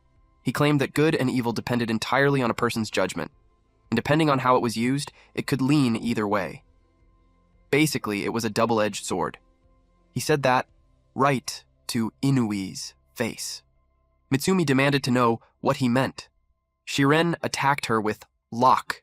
The chains tightly bound her in place. Inui severed Shiren's head. Inui stated that if cutting the torso was not enough, then he would simply cut off the head. While Shiren's head tried to reconnect, he taunted Inui by asking where he planned to cut him next. Inui slashed across his entire body, but to their surprise, Shiren was not taking any lasting damage. Mitsumi asked how they were supposed to defeat him. Shiren stated that the attacks actually hurt, and that it normally took time for him to regenerate. He then asked them if they really had time to keep stalling. Shiren revealed that he had been the one buying time all along. Suddenly, an overwhelming surge of pressure spread across the area. Koya instantly recognized the terrifying energy. He immediately guessed that another special grade calamity had appeared. He wondered where it had shown up this time. Across the city, people stopped in their tracks. They grew anxious as a massive, ominous purple gate materialized directly above Sky Tower. Shiren smiled and said that everything was proceeding right on schedule. Shizuka rushed in and informed Inui that a special grade gate had just been confirmed in the skies above Sky Tower. Mitsumi asked Inui what they should do. He told her to calm down. He stated that the opening of a special grade gate normally took years, and that the numbers would use all their strength to defeat Shiren. He planned to respond calmly to the new gate. Mitsumi clicked her tongue when she saw that the bastard had fully regenerated. Koya noticed something strange happening to Shiren's arm. Shiren asked them if they were even curious why he rated lock as an SSR skill. Mitsumi yelled, no. Inui knew that while the skill was powerful, it was not actually essential to Shiren. Shiren then activated Intimidation Dispel Keyring. He used lock. He explained that it was a skill that governed keys, and if something could be locked, it could also be opened. His hand used a key to open the new gate. Inui was startled when he realized Shiren could do that. They finally understood how dangerous he truly was. Kuya refused to let him continue. Power surged through his body and he broke free. He charged at Shiren. Shiren chuckled. Bones suddenly emerged from his body, and the center of his torso transformed into a gate. It caught Koya, since Koya was being noisy. Shiren wanted him out of the way. Koya was swallowed into his body. Inui and Mitsumi were dumbfounded. After that, Shiren unlocked the gate. The gate shattered like glass. In disbelief, the public realized that another devastating calamity had appeared right after a special grade threat had already emerged. The civilians questioned what the numbers were doing. A menacing, horned calamity descended from the sky. He muttered that everything had gone according to Shiren's plan. The crowd was too shocked to move. Suddenly, the calamity crashed violently into the ground. Everyone was terrified. The calamity laughed maniacally as the human stood frozen in fear, amused by the chaos. It was the first time he had ever seen a human. He immediately went on a rampage and slaughtered the humans beneath his immense weight. He looked over the destruction and rejoiced at the great feast before him. Opening his grotesque maw, he gleefully remarked that he would not even need to devour them all. Shiren's hand waved at him and called him Aizen. He expressed that he was happy to see him. Shiren told him to go wild. Aizen vowed to eat every single human. He warned Shiren to stop giving him orders. Then he ate Shiren's hand. The giant Calamity complained that Shiren tasted terrible. He wanted to try something different. Humans ran for their lives.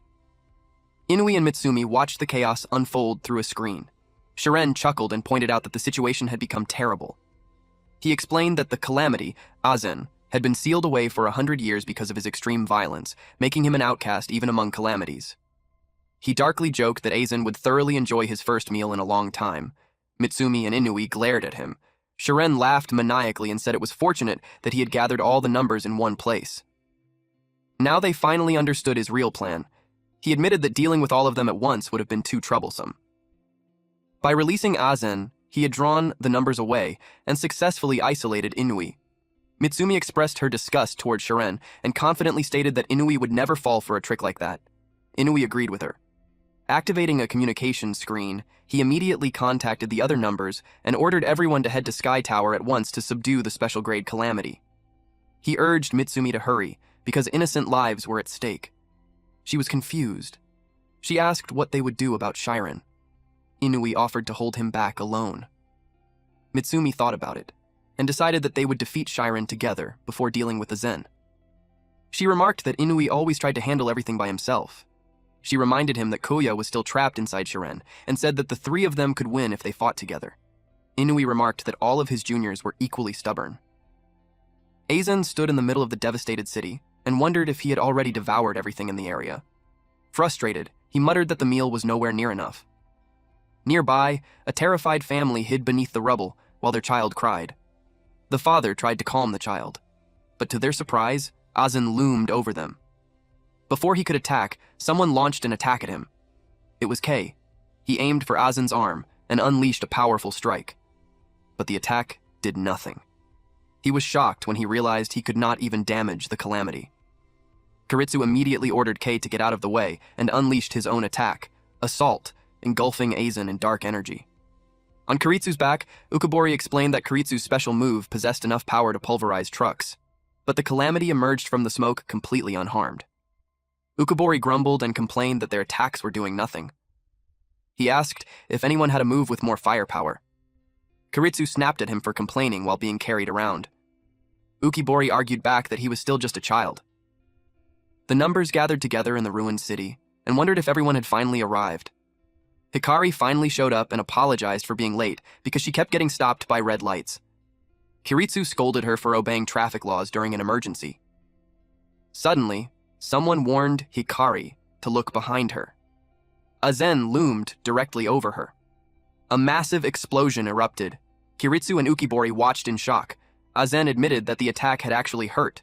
Hikari stood a safe distance away. Energy crackled around her as she grumbled about being attacked without warning. She snapped that attacking from behind without a word was incredibly rude. Angered, she declared that Azen would regret it. Azen was delighted when he caught their scent. A grin spread across his face as he remarked that their scent was truly exquisite. Kaufya wondered if he was inside Shiren's body. He assumed that Shiren had eaten him. He cursed and said that unlocking the lock gate should not have been possible. He wondered if a new special grade disaster had already appeared. From where he was, he could not tell what was happening outside. He shouted for Shiren to let him out immediately. Suddenly, flesh wrapped around him. He was shocked. A Calamity suddenly appeared before him and told him to listen carefully. It asked him to stay there quietly. The Calamity had a talking hand, and it told him that it was about to turn the world upside down. Kuya grew anxious. He desperately thought that he had to get out of there. Meanwhile, Shiren chuckled. He faced Inui and Mitsumi.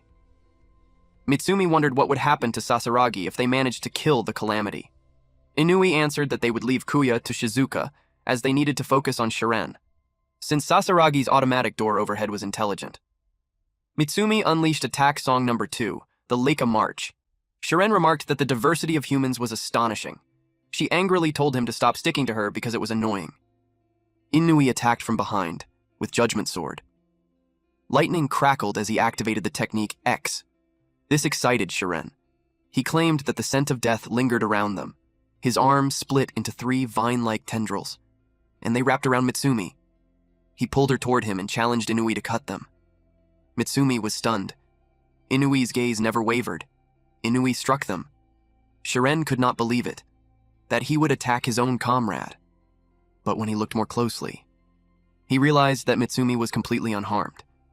Inui explained that his attack only worked on those his soul recognized as evil. He entrusted the rest to Mitsumi. Mitsumi, now at point-blank range, planned to use a technique that would work on Shiren. She unleashed Death Barrel. Shiren fled for his life as flames rained down on him. Inui asked Shizuka what was happening with Kuya. Shizuka replied that she was trying to retrieve him, but it was extremely difficult to target a moving object. She asked them to give her a little more time. Kurusu decided to join the battle. Souls appeared around the area. Inui instantly knew it was his doing. He could not believe Kurusu was there when he had told him to deal with the other Calamity. Shizuka did her best. Suddenly, she announced that they had received a communication from Kijoin. They wondered what it was and whether things had already been taken care of on the other side. Inui asked Kijoin what was wrong. Kijoin apologized for interrupting while he was busy. She informed them that the numbers had been wiped out. Kiritsu could not believe it. Ukibori asked how it was even possible. They had all suffered severe injuries. Kijoin admitted that they thought they could finish Azen with a single strike using Sekirin armor, but they had been outsmarted. Earlier, they all charged together, but as they did, they felt a strange sensation. A skill called Shock Inhale Dining was activated. The numbers were all shocked when the Calamity was able to use intimidation. Their power was absorbed. Then it spoke as it was amused. This Calamity became excited when it tasted something delicious. It described a profound flavor that struck him right in the gut and a richness he had never tasted before. He claimed it was the best thing he had ever tasted. The numbers were shocked that it had eaten the energy. Without their intimidation attack, they had no idea what they were supposed to do now. Ukibori mentioned that not even Inui could do that. Then, without letting anyone prepare, the Calamity threw a punch. It was so powerful that it caused a massive explosion, and that single attack wiped out the numbers. They remained conscious, but their injuries were so severe that they could not move. Ukibori asked Kijoin if there was any way to defeat that monster. He thought she might know something since she was smart. She replied that he was asking for the impossible. She explained that now that their energy had been eaten, there was nothing they could do. Unless there was some dreamlike ability that could nullify the Calamity's power. That made her suddenly sit upright. She thought of one person. They realized that with that ability, it might actually work. They agreed that Kamikami-kun's mitosis could nullify the creature's power. They were talking about Kouya's nullification ability. They all looked forward to seeing him. They believed that if it was Kouya, it might be possible. Kijoin finally understood what Inui had always meant when he said Kouya was the hope of humanity. This was exactly what he had been talking about. Kiritsu replied that if there was still hope, then there was still something they could do. Hikari declared that they might not have intimidation anymore, but they were still the numbers. Determined to stop the disaster, she declared that they would prevent any further damage by taking down the special grade Calamity. They all got back on their feet and attacked. They planned to hold out until Kuya arrived. Meanwhile, Shizuka finally got a lock on Kuya. Inui instructed her to place a door in front of Kuya. He admitted that it would not be a pretty sight. That made her think he already knew where the exit was. She pushed her power to the limit until she started bleeding. She unleashed Guidance Door Beta. Back to this fight. The other numbers continued attacking the Calamity. Kei cursed. He muttered that Kuya was annoying. Everyone kept calling for him, yet he was taking forever. He shouted at the top of his lungs and told him to hurry up. Then he froze in shock. When Kuya stepped out of a door behind the Calamity. Kuya was taken aback. The Calamity was not Shiren, but he realized that this was the one. He punched it with all his might, sending the Calamity crashing face first into the ground. A few moments back, Kuya was screaming to be released. Suddenly a door appeared in front of him. He realized that Shizuka had opened a path for him. He noticed that this was not the same place as before, and he saw the new Calamity that had appeared. He didn't hesitate to punch it. He slammed it into the ground. The numbers were surprised by his arrival. Ukibori happily pointed toward the sky. He pointed out that Kouya had arrived. Kouya asked them if they were okay. He's so focused on them that he didn't notice the Calamity behind him. The Calamity asked him what the heck he was. It was annoyed by the interruption because it had just started filling its stomach. It targeted him. But Kouya was determined to make it eat his attack. He unleashed the intimidation of divine retribution. This made the Calamity grin. It inhaled deeply and absorbed the golden light. The numbers warned Kouya that it could devour his intimidation, so he needed to be careful. That led Kuya to use his minus skill. The Calamity was confused. Without giving it time to react, Kuya activated the skill, Brass. Water like ropes wrapped around the Calamity. The Calamity panicked. It demanded to know what the skill was because it resembled Shiren's corrosion. Kuya revealed that he would be using its skill as well, which was Devour. The Calamity became furious, but before it could do anything, it noticed something. Kuya punched it, and the impact caused a massive explosion. Half of the monster's body was gone. The monster stood there in shock. It screamed as blood poured from its wounds. The numbers watched in amazement. But Kay noticed their reaction. He muttered that anyone could have done that. The Calamity became even more determined to kill them. Its body transformed. Its arms multiplied. Ukibori knew Kauya could not handle that many. Kauya made a hand sign. He activated Divide and created clones. His clones rushed toward the Calamity's many arms. They punched them all at once, again and again, and they dealt heavy damage. The Calamity realized the fight had become completely one-sided. It believed no human should possess such power. It strengthened its body and told Kuya not to think he could defeat it. Then it shot into the sky. It took a deep breath, causing its stomach to swell like a balloon. They watched in surprise as it grew larger and larger. Then it let out a deafening roar and created a giant mass of energy. The attack came crashing down toward Kuya. The shockwave from the roar made Kuya's minus useless. He was shocked when something suddenly pulled him away. That move saved him from being crushed. He quickly realized it was Kay's compression ability. He called out to Kay and thanked him for saving his life. Kay reminded him not to let his guard down. He refused to let Kauya take all the credit. Kauya simply smiled. He told Kay they should defeat the Calamity quickly and hurry to Inui's side. Kay called him arrogant and told him not to order him around since he was not part of the numbers. Meanwhile, Shizuka watched everything through the screen. Inui learned that Kuya escaped safely thanks to her help. Mitsumi praised Kuya for his excellent skills. Inui told them that the special grade Calamity had no moves left. Shiren simply laughed. Inui told Mitsumi to leave the Calamity to him. She agreed since they no longer had a role to play. Several tentacles burst from Shiren's body. Inui told Shiren that his sense of justice was extremely vague. It could easily waver. But that was fine because he never expected Shiren to represent humanity's justice. It was enough for him to enforce his own justice. In other words, his skill, Judgment, existed for that exact purpose. He activated his intimidation armor, Divine Punishment, and Execution. Shiren was placed on a cross as Inui activated Absolute Judgment Kill. Shiren panicked when he realized he could not move. Inui explained that Absolute Judgment Kill was a technique that unfailingly and fatally destroyed evil. Shiren remained bound to the cross. As the judgment began, he knew things were getting dangerous. Then he mentioned the name Kuro Kyoko.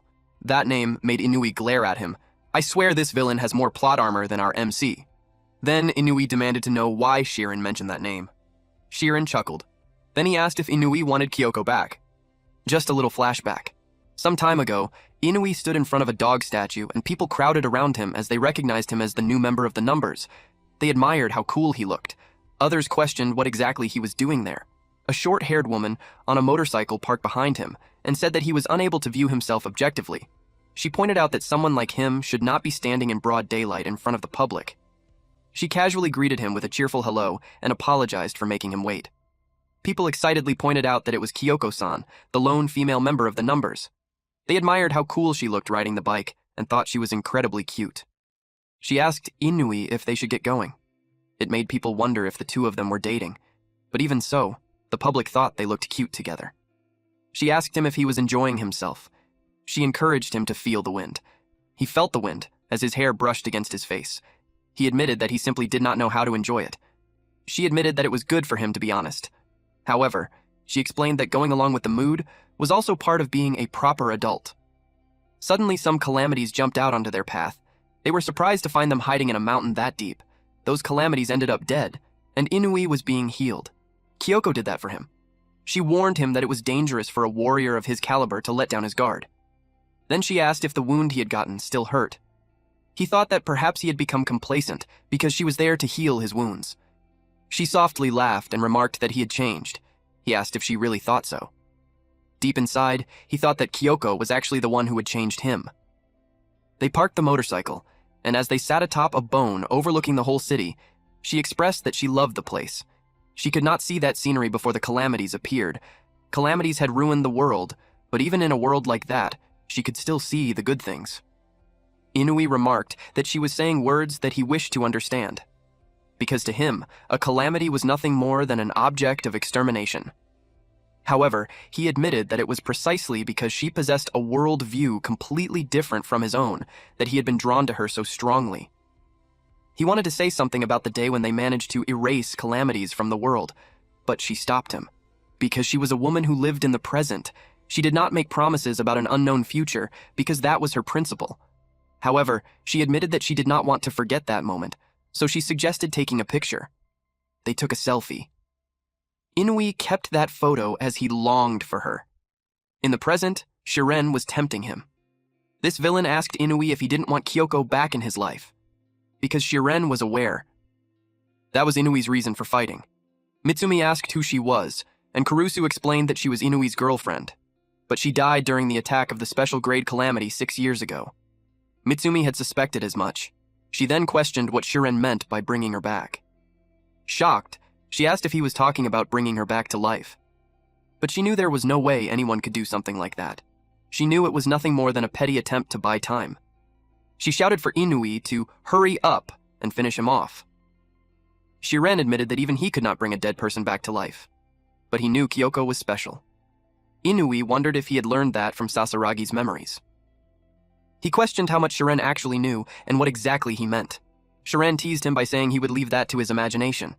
Inui asked if it was true that he could really bring Kyoko back. Shiren assured him that he could. Mitsumi grew worried for Inui. Inui came to his senses and apologized. He assured the two of them that everything would be all right, because his justice would never waver. He attacked and blood sprayed through the air. Meanwhile, Kei and Koya continued fighting the other calamity. They attacked at the same time. The calamity counterattacked with Press Meteor. Koya saw his clones get wiped out. It was too late when he noticed the attack heading toward him. He was shocked when someone suddenly pulled him away. He thanked Kei for saving him. Kei complained that Kuya was a pain to look after. He could not use intimidation because Kuya had drained him earlier. He really wanted to show Kuya his intimidation, but he had no choice except to focus on supporting him. He reminded Kuya to be grateful. Of course, Kuya thanked him again. Then, Kuya's arm grew larger. Shiren's tentacles and the power he had stolen from Aizen flowed into his arm. He tried to punch the calamity. The numbers were surprised when they saw that the calamity could block the attack. The calamity warned the little human not to get cocky. It declared that no matter how strong humans became, the world would eventually belong to the calamities. It swore that it would crush him there and devour him completely. And it laughed at humanity's fate. Koya told it to shut up. He declared that no matter how insignificant they might seem, every human was still struggling desperately to live. And he would not let this calamity do whatever it wanted. He was determined to protect the world. The numbers watched in awe. Kei assumed a combat stance and activated shrine compression.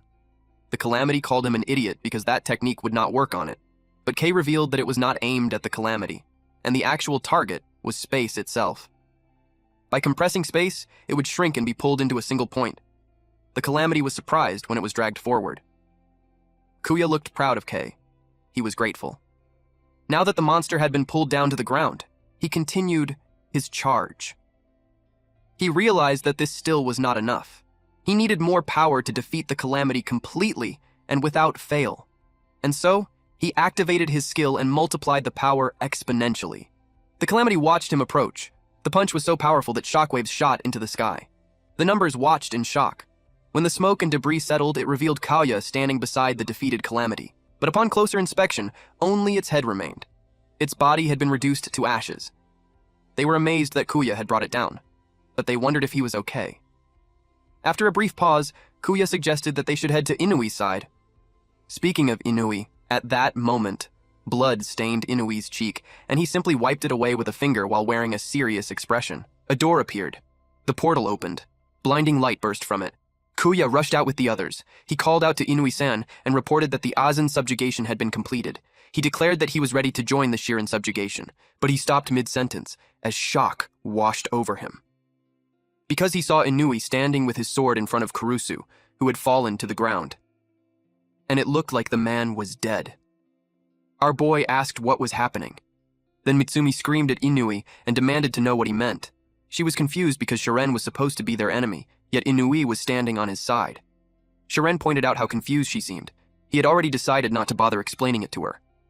Inui replied that there was nothing more to say to the dying. That made her furious. She realized that he had betrayed them. She charged at him. But he simply stepped aside and avoided her attack. Then he slashed her neck. Blood sprayed everywhere. Shizuka, Kei, and Koya watched it happen. Koya was dumbfounded. He rushed toward Mitsumi while demanding to know what Inui was doing.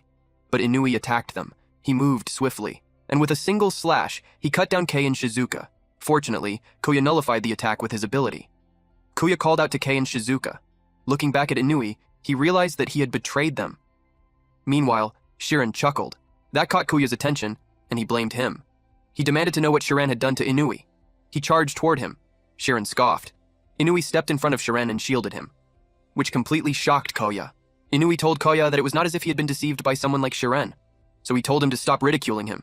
He declared that everything had happened by his own choice. Koya demanded to know why. When everyone there was an important comrade of the numbers, the people who protected humanity. Koya could not understand Inui's actions, especially when he was the one who saved him. He had also believed in him and raised him. He questioned whether all of that had been a lie.